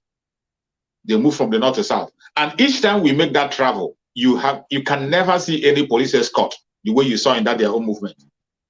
It is only the companies that will be able to employ one escort inside their vehicle. One escort per luxurious box. And it is the company that will pay. But that movement you saw is being sponsored by the Arewa group. That very movement you saw is being sponsored by the Northern Forum. They sponsored it. They provided that very movement here, so they sponsored it. And the government himself, the government supported it. That is why the government provided an escort for them. And the movement, the one you saw is not the one you saw in the daytime. That very movement you saw started in the midnight. The intel we got that was there, the movement started in the midnight. They were shifting, many people moved in the night. The video you saw was the ones that they saw during the daytime. That was the one that was posted.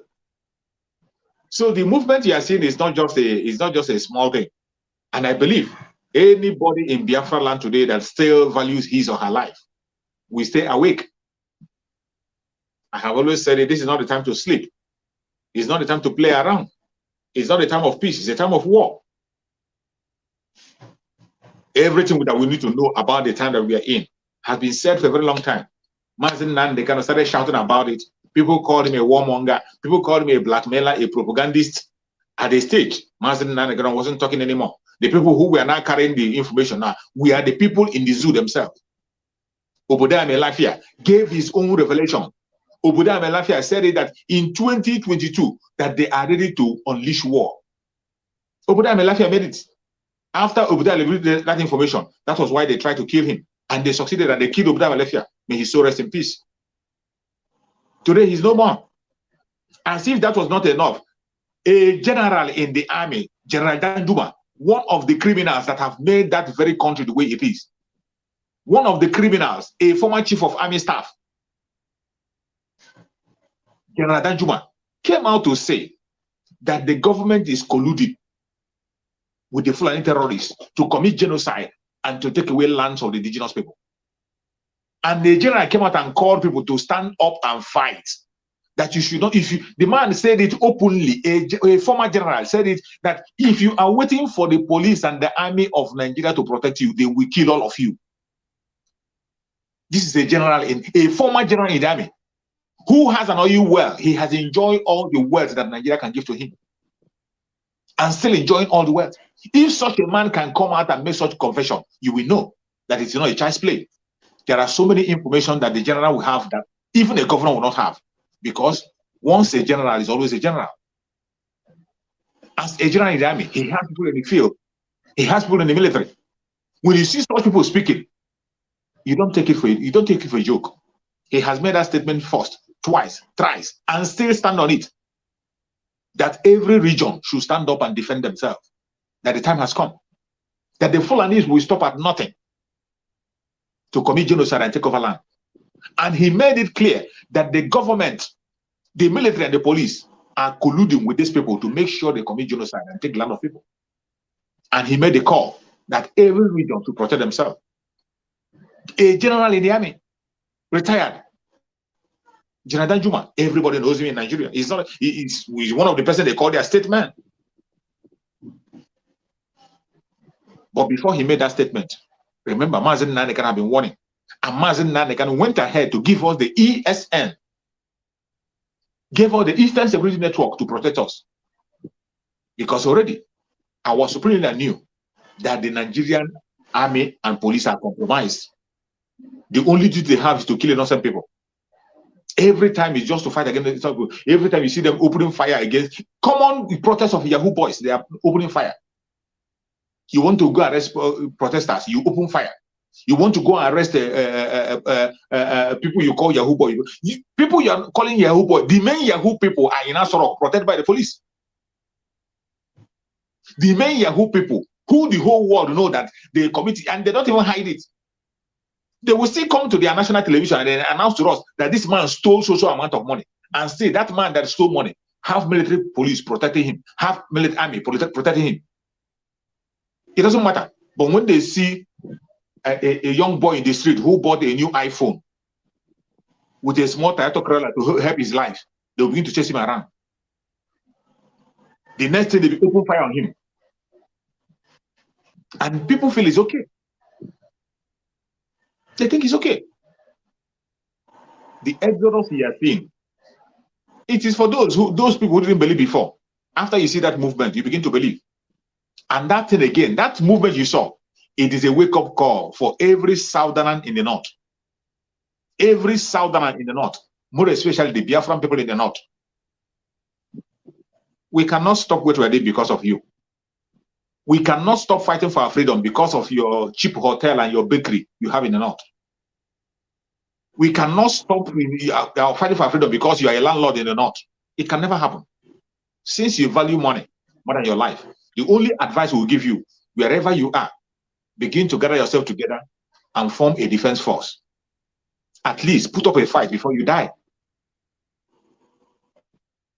Those of you Biafrans who are in the North, who have refused to come home, even when you see the whole sign, even when we have waited and waited and waited, speaking and speaking and speaking, shouting and shouting, you don't want to hear.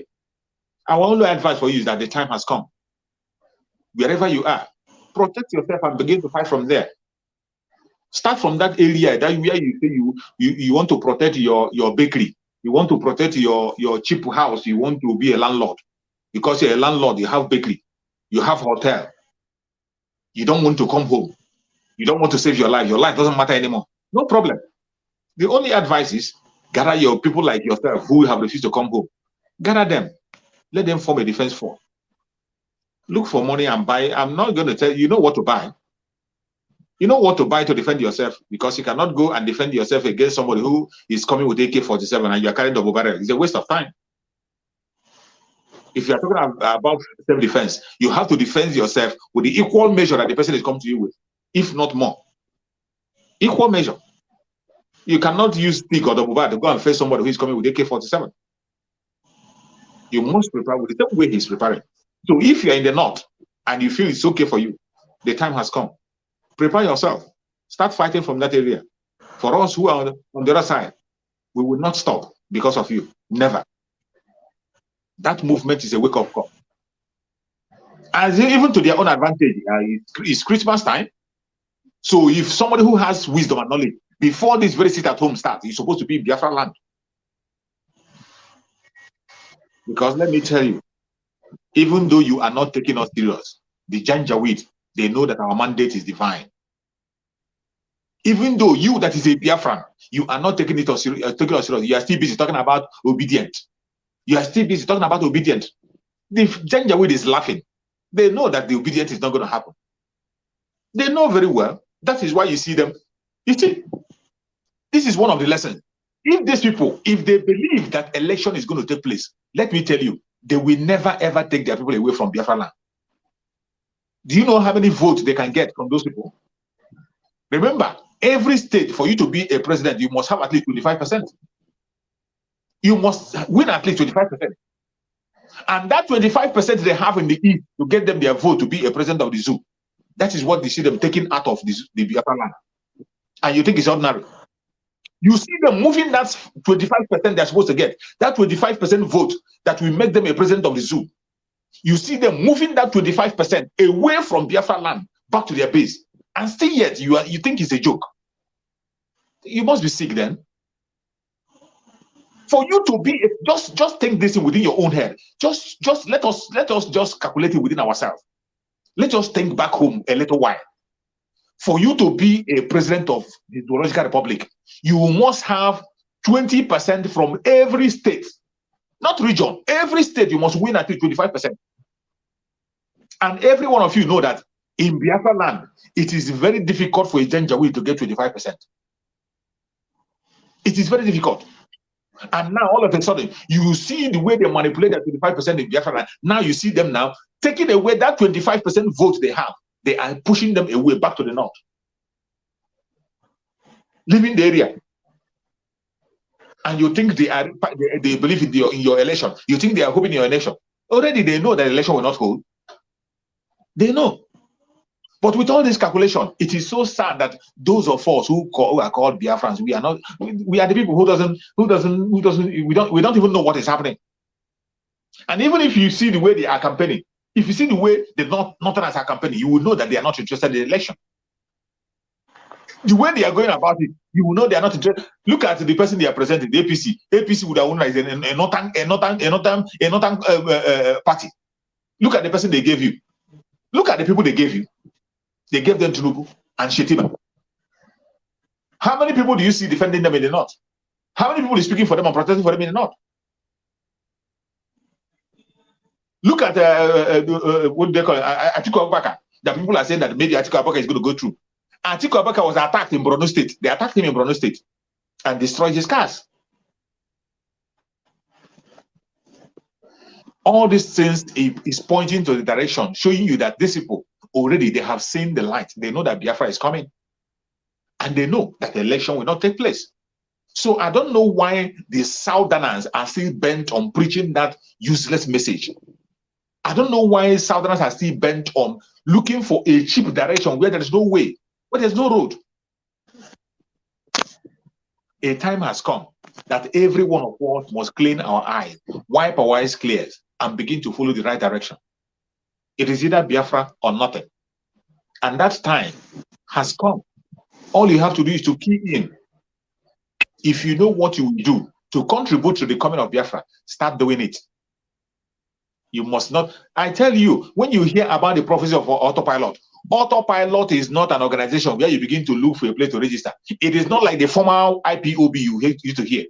Today, we have the original IPOB established by Mazen Nandekano, autopiloted by Chukwu Okakabe himself.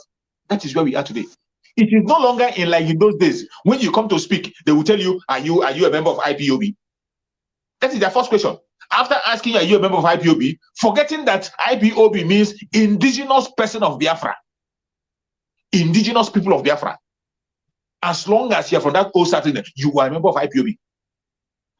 But you come and they will ask you, are you a member of IPOB? When you say you're a member of IPOB and they realize themselves, they begin to ask you, are you a family member of IPOB? If you say yes, they will ask you, did you take oath? If you say you take oath, they will ask you, did you take your oath online or face-to-face? All these things are just to distract you and make sure that you don't contribute or you don't, just to discourage you from speaking about Biafra. Today, they don't have that confidence anymore. They don't have that gut anymore to ask anybody such kind of a question. After all, every one of us today are autopiloted as Biafrans that we are, doing things on our own to make sure that Biafra comes.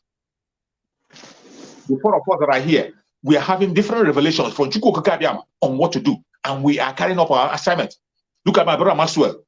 Even when he's busy in his farm, when he sees any platform on, he will come in and make contribution. He's answering his own call. I am answering my own call. Coming online on daily basis. Even sometimes when I come and I get tired and I'll be sleeping online. Look at my sister Linda. Even on her busy schedule, she will always be there.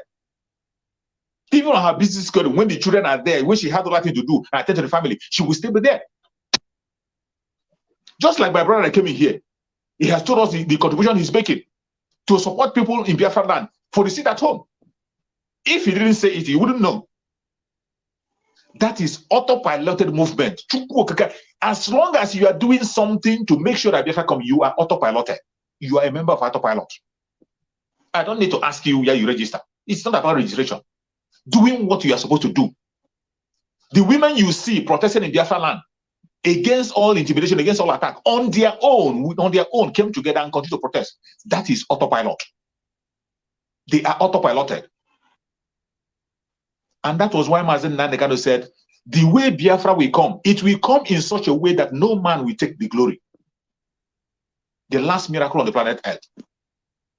Every little things everybody is doing autopilotedly.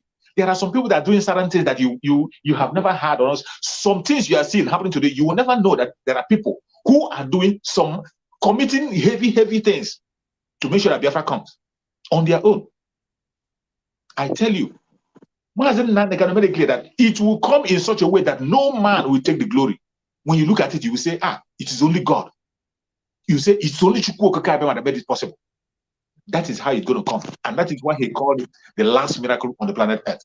That miracle is about to happen. Are you ready to key in? Are you ready to key in? Or you're still waiting for them to carry you and go and take oath? You're still waiting to take oath before you do what you want to do? You're still waiting to go and they want to put you upside down and make incantation. Already, Chukwu Okeke Abịama is in charge. All you have to do is to listen to your inner mind. Listen to your inner mind. Every one of us, there is something that Chukwu Okeke Abịama will put in your heart. Say, do this, it will help the Biafra struggle. Do this, it doesn't matter what that silent voice you are hearing in your heart. That silent voice, if it is money that is coming into your hand, that Chukwu Okeke Abịama is touching you, go and contribute, go and contribute. Don't wait until the day of fundraising. Today, the media autopilot is going to hold a fundraising, mega fundraising. Don't wait until then. Be on the fundraising. Make your support on the fundraising day. Go and make your contribution. And not only on that day, there is a website for you to make a contribution. Go there and make your contribution. There is a reason why Chukwu Okeke Abịama gave you that blessing and gave you that insight to make that donation. If you are a prayer warrior, add fasting to your prayer. Add fasting to it. If you're one of the motivators, continue to motivate people to do things and listen to Biafra. If you're one of those, your own talent is to share any video you see. Share any video that has to do Biafra, legitimate video that has to do Biafra. Continue to share and make sure the information go far. It is the division of labor. Every one of us have a contribution to make. If you know that area that Chukwu Okeke Abịama is whispering into your ear to go and do, please start doing it and stop waiting. Thank you, my sister. My brother Maxwell, do you have anything to say before we move to another topic? No. Unmute yourself. Let's go ahead. Let's go for it. Okay, the next topic we are going to discuss is why is it important to host a Biafran flag across Biafra land? I want you to explain this to a layman understanding, because some people seem not to understand the reason why Biafran flag was raised all over Biafran land. Can you explain to a layman's level the importance of doing that? Thank you, my sister. Thank you so much. On that very raising of the flag of Biafra, that is one of the important things that must be done for us to go into Biafra land. That was the raising up of the spirit of Biafra. That was the resurrection of Biafra again. The very day that very flag was lifted, that was the day the restoration of Biafra was activated. And since then, you can see so many things happening. Go and check since then. See the kind of reaction you are seeing in Biafra land. The reaction have changed. Remember, in those days, there was a time. In those days, you dare not carry the flag of Biafra and you put it up. Flag of Biafra. You put it up in the public. They will come and kill all the people in that area. The military will come and shoot all the people in that area after removing the flag. The police will come. Anybody they find in that area, they will arrest him. But today, that fear has been liberated from Biafra people. That fear of Biafra, that fear has been liberated. It had been removed from Biafran life. And the way to remove it is to activate that spirit of Biafra. That was one of the symbol of that very flag you saw. When that flag went up, you can see that flag that was raised. Up till now, the flag are flying in so many cities. They are flying so many. Today, the people that have fear of the flag is the zoo, not the Biafran people. Initially, they made the Biafrans to be afraid of their flag. When they see you, the flag of Biafra, they will open fire. Any area they see flag of Biafra, you arrest people in that area. But today, we have taken a step to overcome that very fear and overcome that intimidation. Today, they are the ones that are afraid. We have used the flag to show them the areas that are Biafra land. And I can tell you, so many places that that flag was lifted, it is still flying. They are the ones that are scared of going close to the Biafran flag.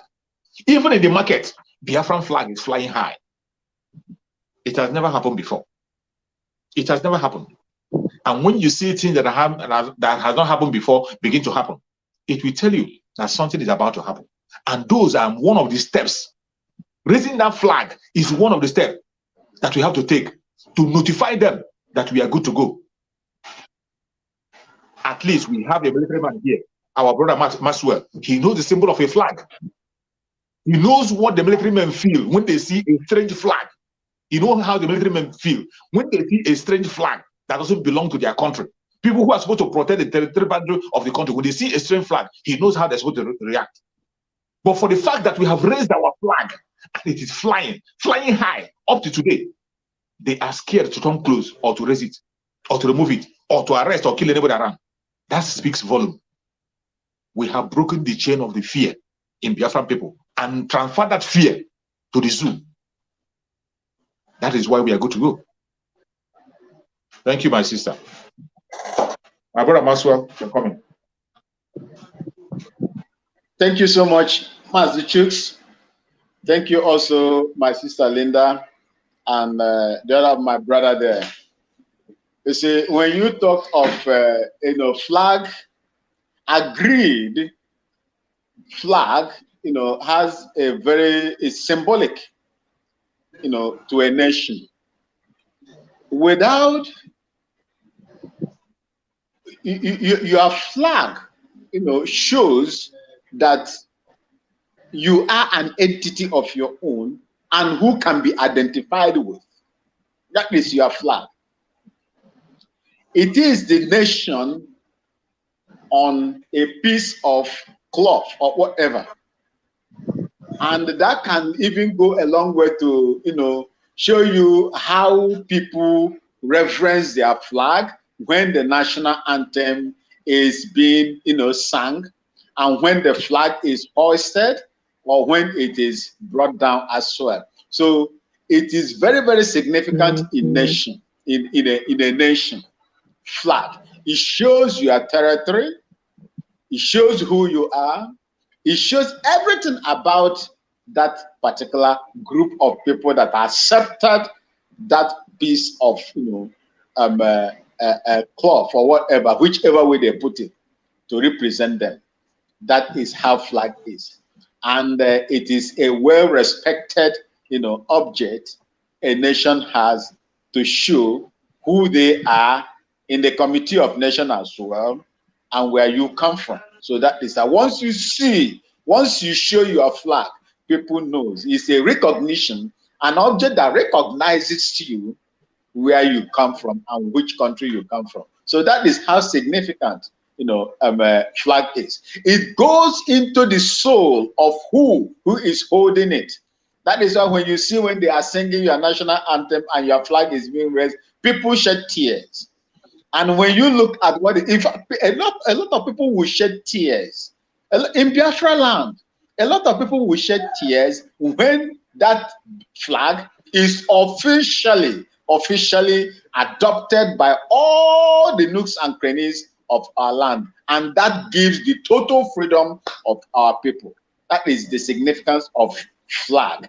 And once you raise your flag, then there is no other authority that should be obeyed apart from that authority that is raising the flag. I am just wondering why the caliphate control government of Nigeria is silent on this one. And maybe these are some of the things that are making them now to run away from that Biafra land, because these people are no longer joking. Remember that these people have never fought and won a war before without the collaboration of other people. That's right. If you remember, who is it? Ayo Adebanjo or so. I don't know if anybody that knows the history very well, and what the man said is a Yoruba elder statesman that said it, that if not for the support of the Yorubas, the Midwestern state, or the Midwest, that war couldn't have lasted for 1 month or 6 weeks or 3 months. That was what I heard the man said that time. So when you look at what is going on today, these people you see, the Igbo people said a man the gods wants to kill, they will first make him go blind, deaf, and mad, then his death will come.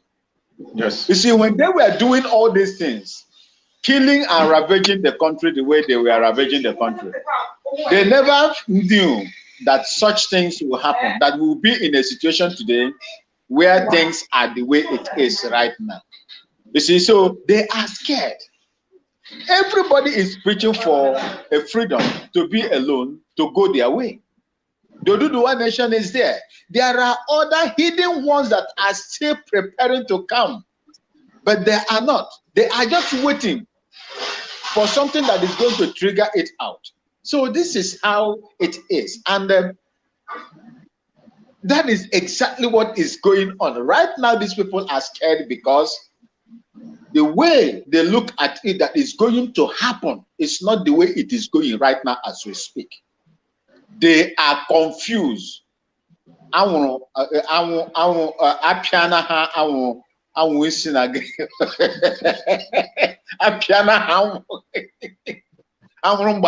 it so that thing Mazen Namdekanu said is what they are confused about, because they cannot fathom the reason and the way people are being disoriented about that Nigerian entity, that caliphate, that British franchise. Everybody is looking for a way of escape, and that is what they have seen. People are talking. Their wickedness, the emasculation, the inhuman treatment, the killings, the empowerment of their own kinsmen to attack other people has sent, fears into the spine of people. And people are now beginning to recoil. Remember also, I quote Mazen Namdekanu, by the time I finish with you people, anywhere they see you in Nigeria, and you will be stoned. And that is exactly what is happening. He said this, I still remember it. This man, he said, by the time I finish with you, you have just used your head to brush, what do they call it? This waps, the waps, these waps that, sting people. Also, we see Kote Bobanya. The caliphate, were isi Kote and Ibu. So that is the reason why you see what is happening today. Sister Linda, Mazi Chooks, my dear brother that has gone out, and every other person that is watching and listening to us today, there are a lot of things that are going to happen this time around. So many things are going to happen. In fact, when it will make the struggle more easier for Biafrans, because they never thought that other groups will come out. They thought that it is only Biafrans, and when they speak, the rest of the Nigerians will fall in and begin to massacre them the way they used to do. But they don't know that we've gone past that stage. Mazen Namdekanu, I told you people that information, once you get hold of information, 35% of that war is solved. And that has been what Mazen Namdekanu created in us. And that is what we are doing. That is how it is going to be. Thank you. God bless you. Thank you, my brothers. You people have spoken very well. Let me put my own before we move to the next topic. You know, kidnapping Mazi Nnamdi Kanu is the worst mistake that Nigerian government ever make. It's choking them now. That is, kidnapping Mazi Nnamdi Kanu have make the Biafra struggle to go more viral, because the world, no matter that they are keeping quiet, they knows everything that happens, and their eyes is on Nigeria.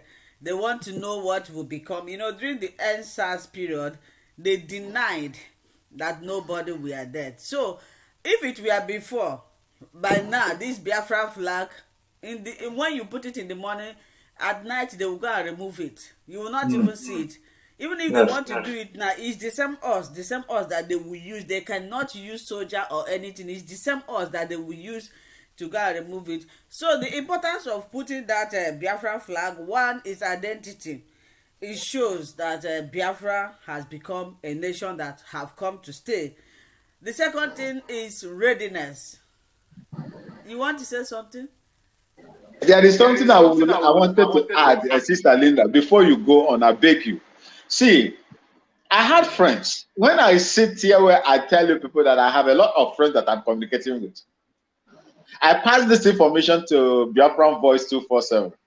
And since that I think he is busy, I could have even look. Let me tell you, if you are a wife and your husband is in the house and you have a maid, a young girl, a maid, and you as a wife begin to maltreat this young maid to the extent that your husband keeps warning you, you are making that slave more exposed and acceptable to your husband. That is what has happened. You see these soldiers that you are talking about now. You see, let me tell you, I have a lot of friends. Even once, just one came from the US, is even from coming to Ghana to stay for a while before he goes back to Nigeria. From there, then he'll fly back to US. He was in Lagos, in a place they call a resettlement center. If you hear, anyway, when we finish, we'll talk about it on the other side. The Azar room. When we go to the Azar room, then we'll discuss about it. Carry on. So what the flag shows seriousness that we are ready. We are ready to go to our land, and the flag also makes people to see the seriousness of Biafra struggle. You know, I'm beginning to see Simon Ekpa as a second Mazi Nnamdi Kanu, because the way he speaks sometimes aligns with the way Mazi Nnamdi Kanu speaks. Mazi Nnamdi Kanu will be talking, people will think that he's talking in parables. But until that thing happens, that is when people's eyes will be open. Remember, Simon Ekpa said towards the ending of November, and something will start happening. Is something not happening now? So the raising of Biafra flag all over Biafra land is a very, very significant and important. If you are seeing it as a joke, I will urge you not to see it.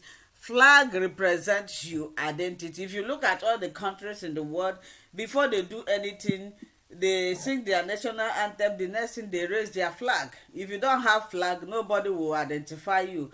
So the world now knows that Biafra have flag, and they have raised it, which means they are ready to go. And people that are preparing for election, well, let's see how it will work.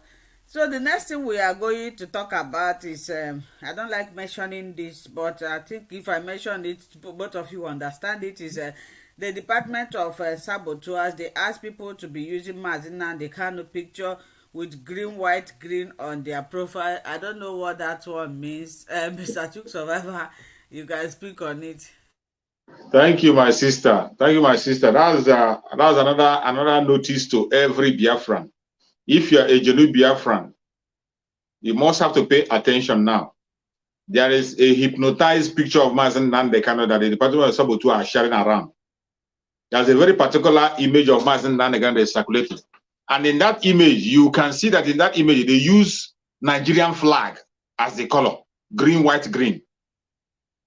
So does it mean that even if, assuming that they had good intention, does it mean that they don't have any other color to use except the color of Nigerian flag? That is to show you how evil and how confused these animals are. And why we are talking about going into Biafra land, these people are talking about using the picture of Mazen Nnamdi Kanu for profile picture, that is what is going to free Mazen Nnamdi Kanu. How is the picture of Mazen Nnamdi Kanu in the profile picture going to free him? They have done the first one. And the first evil picture they brought out, they use that to say confusion. When you see them in your platform, you think they come to comment. You don't know they come to attack you. With the picture of Mazen Nnamdi Kanu, even while you are putting the prayer of Mazen Nnamdi Kanu, message of Mazen Nnamdi Kanu, they come with that picture to attack you. Now they have seen that we are going to Biafran land. Now they have introduced another evil picture. Evil picture with the picture of Mazen Nnamdi Kanu, green, white, green background. If you are a genuine Biafran, you must not use that on your profile picture. And if you see somebody with that very kind of picture on his profile, block that idiot. Block them. These are the possessed animals. These are the possessed fools that have signed their death warrant. These are the people that have said that over their dead body will Biafra come. You see them. In a critical time, when you see Biafrans are losing their life in good numbers, the only thing you have to offer is to tell all Biafrans to use the picture of Mazen Nnamdi Kanu with green, white, green background to do their profile picture. That we should use picture of Mazen Nnamdi with green, white, green and do background. Who does that? Who does that? Who is right senses does that? Only criminals with their evil mind. Only criminal with their hypnotized picture that can never catch anybody. Because the more they continue to do their charms on those things, the more it continue to backfire on them.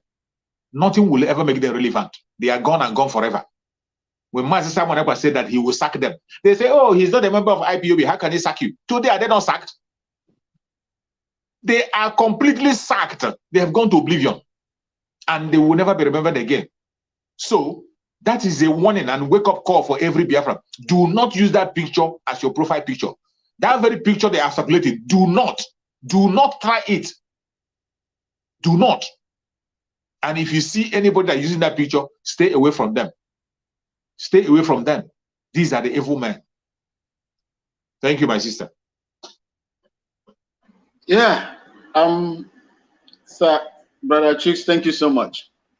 You see, I think it is only people who are not straightforward, people who who do not know what they want, that will, answer to such advice using a picture, the image of Mazen Nnamdi Kanu, who is not a Nigerian. Mazen Nnamdi Kanu is not a Nigerian. If you say, let's say, before the time when he was agitating for, restructuring, make Nigeria good, okay, I will say fine. Yeah. But right now, from the day he took up this mantle, from the day God asked him to go forward, go forth and bring Biafra, that was the day he denounced Nigeria. So for anybody to come out and begin to depict Mazen Nnamdi Kanu in a picture as if he is one Nigerianist, that person is doing what I call a failed. That person is doing what I called a failed. Can you people hear me?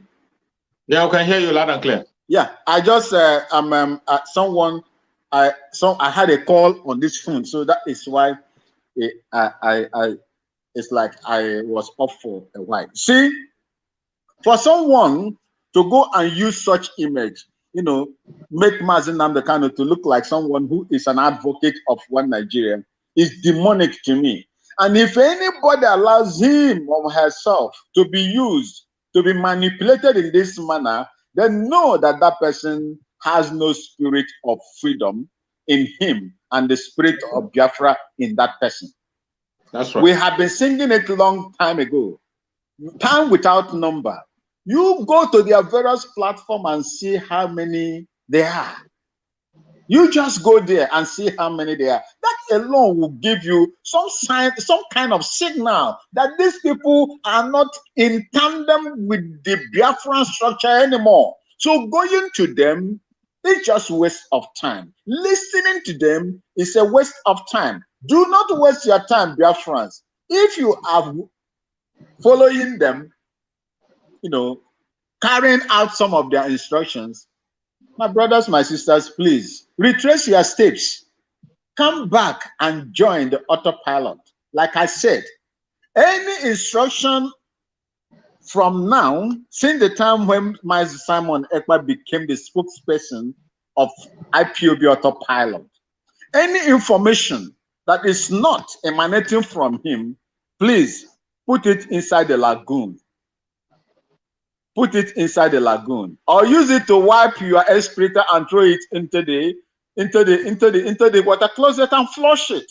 Because we cannot continue with people that have no regard of the struggle that God called them. In fact, Mazen Namdekano brought them in. Instead of them to build on the fundamentals Mazen Namdekano built, they are destroying it and hell-bent in destroying it. But they lie.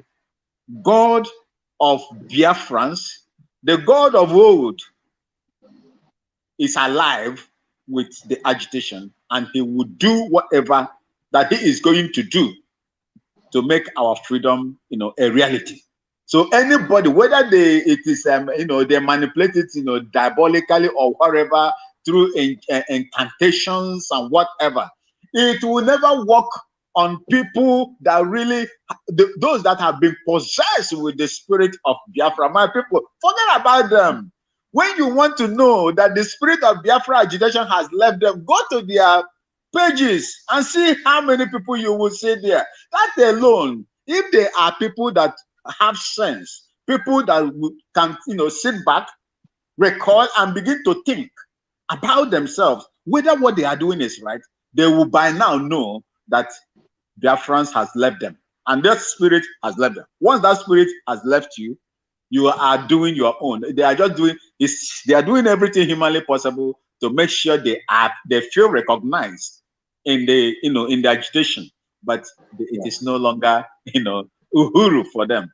So anybody that follows them in that manner, that person, you are just wasting your time. And for me, their juju or whatever, or incantations or whatever they do, for even if I see that, will not catch me, because me, the spirit of the Biafra from my mother's land is in me. It's all over me. Thank you. God bless you. Thank you, my brother. Thank you, my brother. We will be Juju now. They don't catch us. We will be Juju ourselves. Thank you so much. We have you guys have spoken very well. We have stayed up to 2 hours now. Let's just flash on the last topic, just flashing. We are not going to deep more inside it before we call it a day, because I believe each and every one of us have something to do. I think we talked about it last week, and just like I said, a flash, the involvement of I don't want to mention his name, in the kidnap of Mazin Nandekan. I believe you understand what I mean. Yeah. Thank you, my sister. Thank you. We have to keep on reminding people that the cattle white is no longer with us. The cattle white is gone, and is gone for good. Today, Mazen Nandekana have a new lead counsel, senior advocate of Nigeria, Michael Zakome, doing the needful. And thank Chukwu Kakamara today, even Mazen Nandekano himself. That's why I think that Mazen Nandekano is not just an ordinary leader, he is spiritual. And when something happens, he's going to know. Most of the time now, you see that Ejimako, Allah Ejimako is the one giving updates. And the update of Allah Ejimako is hurting the Department of Saboteurs. They are not comfortable with it. Mazen Nandekano himself have changed the narrative from inside, and they can't handle it. That is why we say that when the Karawite is gone, he's gone and gone for good. Our spokesperson, Master Simon Ekpa, gave him an advice, a very good advice. If I is your fault, take the little pieces of yourself and go and have a rest. If you continue, anytime you open your mouth will be smelling. And he thought it was a joke. he came and began to open his mouth.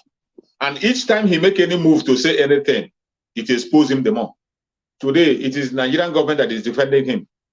It's either he's writing one thing and the government is repeating the same thing, or he's translating for Nigerian government. It has now become very, very clear that all this while, the enemy has been from the house. As no, okay, no, well, okay, no, now we know why everything that have been happening. We know why things have been difficult all this while. When we move 100 steps ahead, they will bring out 150 steps backward. We make 3 steps, they will bring out 4 steps backwards. Now we have seen why everything is happening the way it's happening. We have seen why they will tell us that Mazen Nandekan, they don't know the time he's going to court. Why Mazen Nandekan court will be postponed indefinitely without anybody contesting it. Now we have seen why Mazen Nandekano, the judge will just wake up and say Mazen Nandekano will come to court tomorrow morning, only to inform in the midnight. Now we have seen it clear. The Caro White have been exposed completely. He is no longer in the game. And there is nothing he will do today to make himself relevant anymore. After he has used all his 500,000 ERAT that he has paid. His 500,000 ERAT have tried, and today they have been trashed into the dustbin. The Department of Saboteurs, today they have been buried, never to rise again. And he came out to flex his muscle. And today, just like a balloon, Master Simon Ekpa just put a needle and he is now empty. Very, very empty. Just a needle. And he's now as empty as everything. Even a child that sees him today will spit on him and know that, yes, this is the man that sold Mazen Nandekan. Now he's trying to make himself, exonerate himself. Even when he was granted interview, he couldn't defend himself. All he's doing today is to go and write. He's writing on his Twitter. He said that the federal government have decided to investigate who killed Gento. That the federal government want to investigate who killed Gento. The same Gento, ESN commander that you denied that he wasn't the person who was killed in your house. You denied him, ESN commander, killed in your own house. All this while you have been denying that you did not Gento. You deny him, it's not Gento. You're giving him a different name. But all of a sudden, you are come to accept. Because the dragon have come to expose you and put all those in the public. Now you are writing a statement that the federal government want to investigate. They have decided to investigate to make sure they see to the end of how Gento died. Madman. A lawyer, they came to your house, took somebody, burned that person to ashes in your own car. You could not do anything since then, up till now, until when Master Simon Ekpa started this exposition. Until when Master Simon Ekpa started this exposition, you went to your partners in the government. They begin to go and write a statement in Punch that federal government want to investigate how Gento died. Is it today that Gento died? Is it today that they burned? Okay, look at it. They did not investigate how the man was burned or killed. But first of all, they have paid you your compensation. They paid you a compensation without investigating how this man was killed. Who is he really? Without investigating who was Gento, who is that man, who is he, what is his name, where is he, who is his family? But they paid you compensation. You accept the compensation. Only when Master Simon Ekpa had begun to tear, less you like a balloon, when you have become empty. You think that by saying that you will now become relevant again. You begin to use your government to write. Government say they want to investigate and know who we know who Gento is. Gento was the commander of ESN. You killed in your own house and you denied him. The same way you planned the killing of Ikonso. The same way you heard about the kidnapping of Mazen Nandekano and you didn't do anything about it. Your Department of Saboteurs came and confessed that Ifeanyi Ejiofor was aware when the governors was rounding up, we were rounding up to kidnap Mazen Nandekano in Kenya. One of the members of the Department of Saboteurs said it in an interview openly. Mazen Simon played the video. It is not a made-up video. He said, go and ask Ifeanyi Ejiofor. Ifeanyi Ejiofor was aware when they were rounding up to kidnap Mazen Nandekano. When they are writing up about Mazen Nandekano, that Ifeanyi Ejiofor was, he said it, go and ask Ifeanyi Ejiofor. And Ifeanyi Ejiofor confirmed it because he told us that he was in a series of meetings. He told us that he was having meetings with governors, with all the enemies of Mazen Nandekano.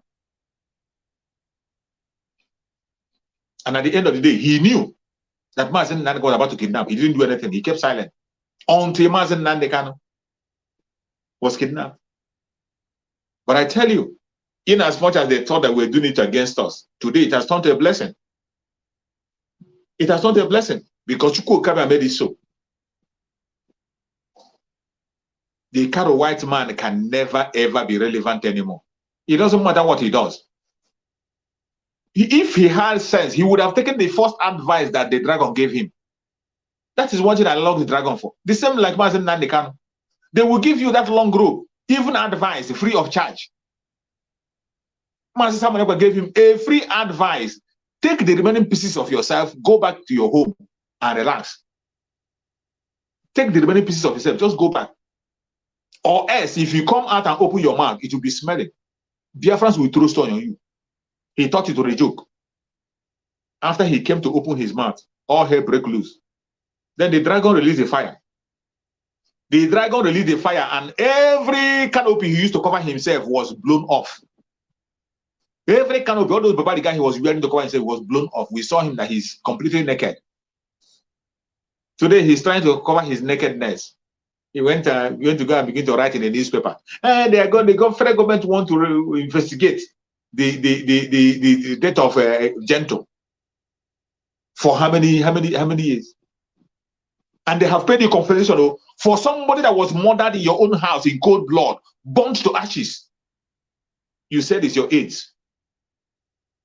They did not investigate what led to his death, how he killed him and how he was killed. But you have collected compensation already. Only when Master Simon begin to make this position, now you come. You went and begin to make your slave master. This thing don't boss. You begin to change that. You can't change the narrative. It is now clear. We know who is who. We know who the enemy is. And that once you know your enemy, the problem is almost 60% solved. This is the man who has been the eye of the zoo. He has been the eye of the government, close to Mazen Nandekano. When Mazen Nandekano gives him information, he will share it to all the Department of Saboteurs. He share it to the enemies. He will come to hear from Mazen Nandekano to go and tell the enemies. The only role he has been playing all this while, we never knew that he has collected a contract to end Biafra. He collected a contract to end Biafra after he has masterminded the taking out of the Eastern Security Network commanders. Masterminded the kidnap of Mazen Nandekano. He thought that he has gotten it all. He forgot that the dragon is still there. And the dragon warned him, you better take the back seat. He thought it was a joke. He called it a bluff. He unleashed his 500,000 Iran, and yet he couldn't walk. He was one of the people that went and manipulated the wife of our Supreme Mazen Nandekano to go and commit herself to the DOS. It was him that manipulated that woman, that made that woman to go and begin to speak with the DOS, that brought her problem. Today, where is she? Somebody that we respected so much, all of a sudden, she turned upside down and began to talk a different thing, begin to tell us that Mazen Nandekano is much healthier than we are. In the zoo. Who says that? That Mazen Nandekano is much more healthy than we are. In DSS. Which reasonable person will make such statement? All these are the manipulation of the Karo white man. But I thank you carry on that today he is no more and will never rise again. Thank you, my brother Maxwell. Yes, sir. Oh, thank you so much for this opportunity once again.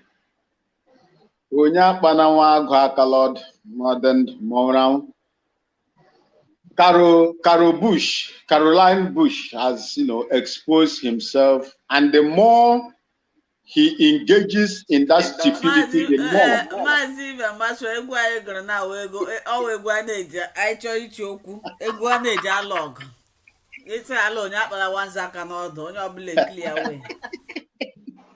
That is it, my sister.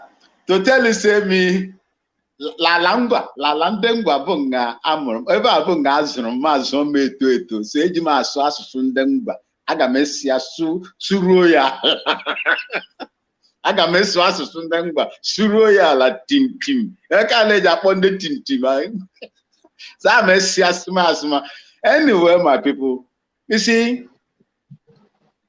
ndị Igbo sila onye leje egwu ala ogwukwa for onye iro igwukwa ya mpekele, because you go here too deep, I do onye mano ma ọ bụghị nke dapara that hole. If you are digging a hole for your enemy, please make it shallow, because nobody knows who will fall into that hole. That's exactly what has happened to Karo Nyash. Anybody after all these things that has happened that will go back to him to seek for his, services, might not don't like himself or herself, because this is a man typical of releasing information of his client to his client's enemies. He had so many plans, he had so many sensitive, we call it classified information. It is only what you want to know that they will tell you, that is declassified. But once it is classified information, nobody apart from that circus that deliberated on that issue will know about it. The way and manner it was leaked, glory be to God. Because if he did not, are we going to know who he is now? No, we'll still be calling him erudite, eru lawyer, eru mushroom, eru lawyer. He no longer erudite, he be eru lawyer. This man did all these things, put the life of Mazen Nnamdi Kanu in a serious danger. If not God, I don't know where we will be today. We will not be talking the way we talk now. God kept him alive, irrespective of what that man did. And you want me to begin to speak? He is coming out now to write all the... Didn't he collect the money they gave to him from the ruling? After all this time, they killed this guy. They kept into... I told you people before that that attack, that invasion in his house was manipulated. It was scripted, and they played it the way they wanted it to be. After that, why didn't they conduct investigation to find out the surround, the reasons why? Investigation on what happened to those people in his house. He called his aides. In the first instance, what is he doing with the ESN commanders in his house? Those he tried to manipulate as well. Just like the same way they did to Wazirike, that was exactly what they wanted to do to Mazen Nnamdi Kanu, but they failed. Wazirike got himself, compromised. Wazirike eat from the Halos plate, from the Halos heart. That is why what happened to him happened to him. It couldn't have happened to him. But Mazen Nnamdi Kanu refused to eat from that Halos plate.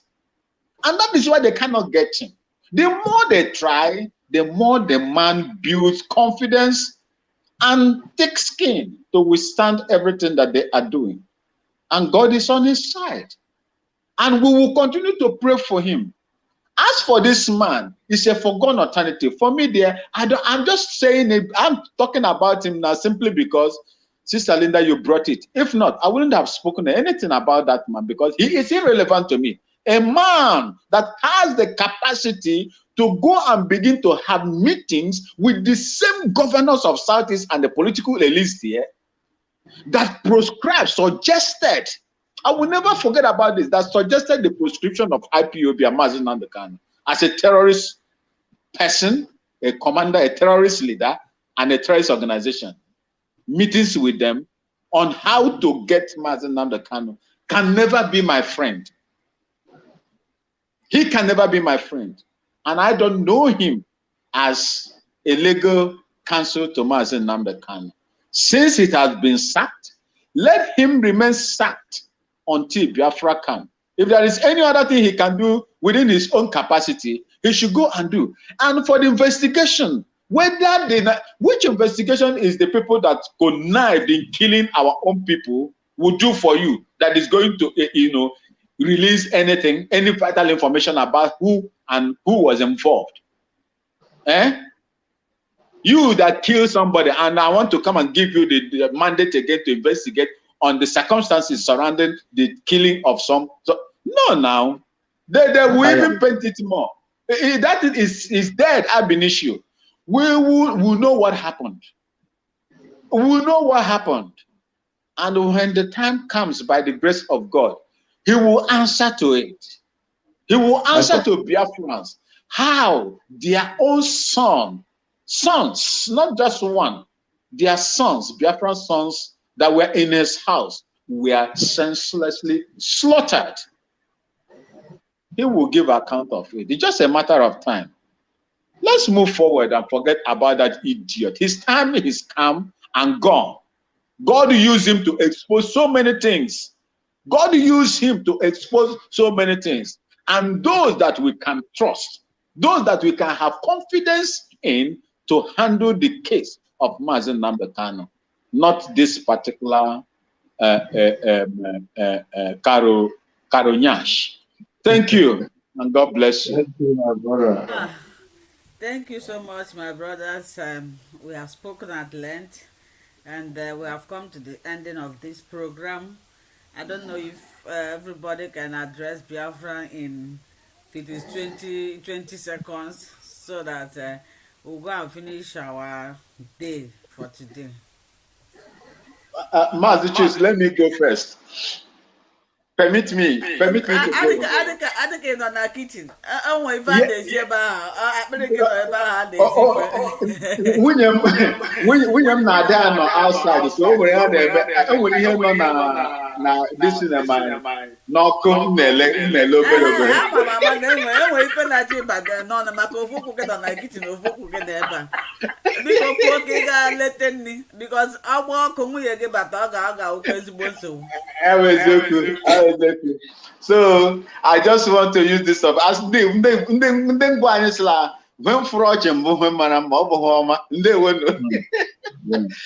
I want let me just use this opportunity to greet every Biafran, men and women, especially my special regards goes to those in the zoo that are suffering the injustices of the caliphate control government of Nigeria. Please, I will still ask you, I join you to please do what you can. Do what you can. Because what is ahead of us is better and bigger and better than what we have suffered today. Your life will never be there. One of the most vital things in your life is your freedom. Once you secure your freedom and operate in a very equitable, in a justice environment, you will have no problem anywhere. You will enjoy living with you, and it is better for you to live with the people you have similar culture and tradition with. May God continue to bless you in everything you do. Those of you in the diaspora as well, may God never allow you to cry. God bless you and protect you all. Thank you for having me. Bye-bye. Thank you so much. Mazi Survivor.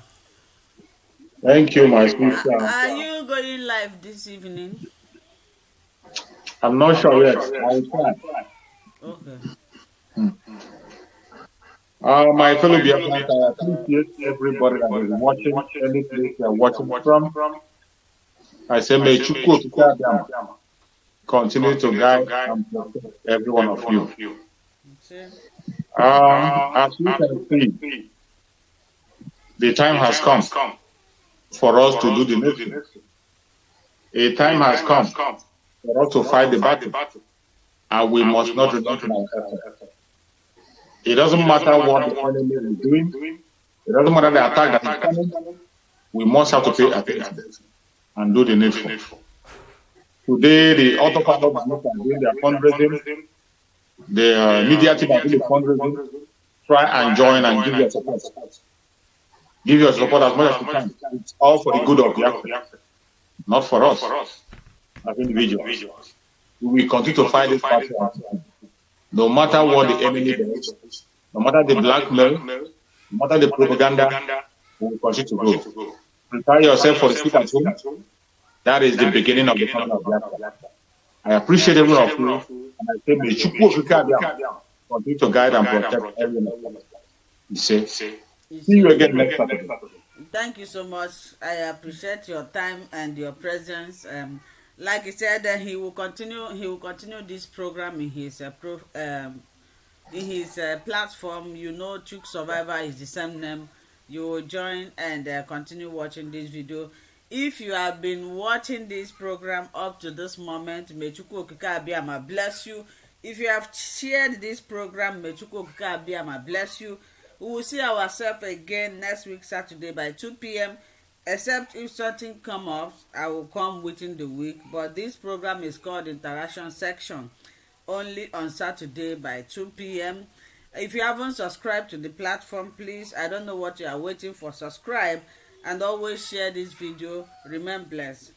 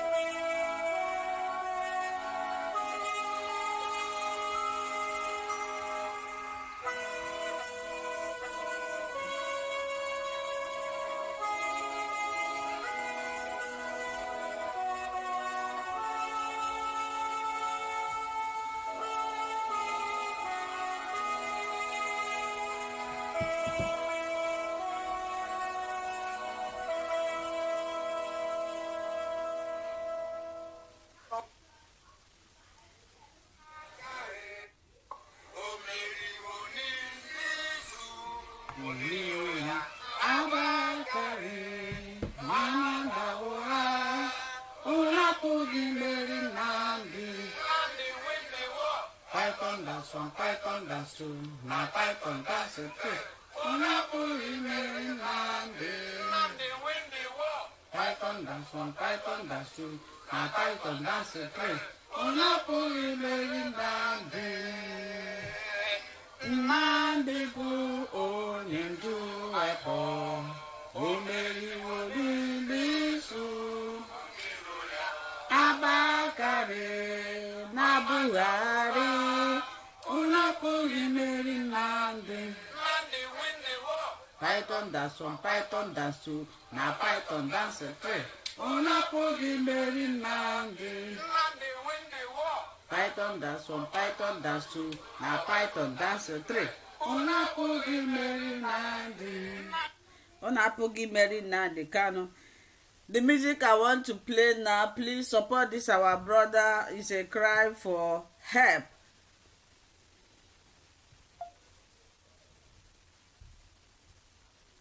Why are you not playing?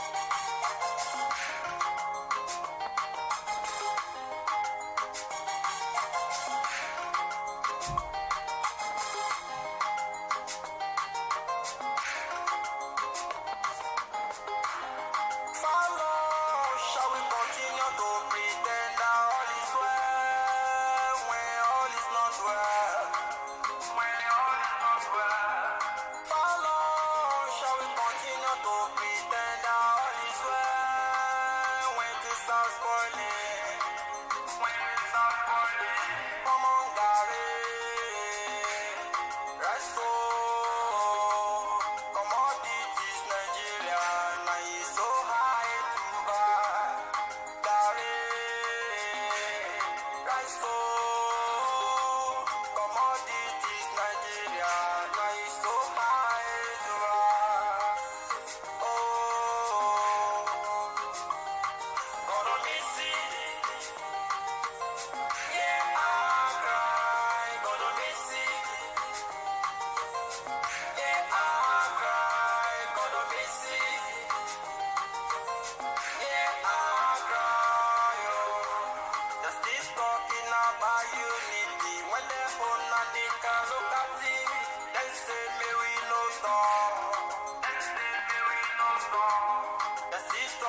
about unity. Biafra is our only hope. Where no frustration, no discrimination, no even assassination.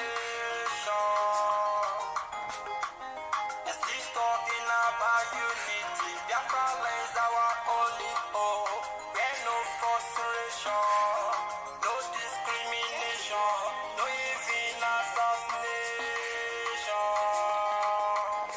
Yo, much more respect for all the people who believe in Biafra, especially Mazin and the Carlo. I give you much more respect, sir. We will make peace. No matter any hard the struggle be, we'll still reach our destination. One love. One area. Yeah, it's a chassis on the mix. If you like the voice you just listened to, this music was recorded by one of our brothers, Sonny C, titled Hear Our Cry. You can support him by buying the album. Thank you so much. I will see you again next week.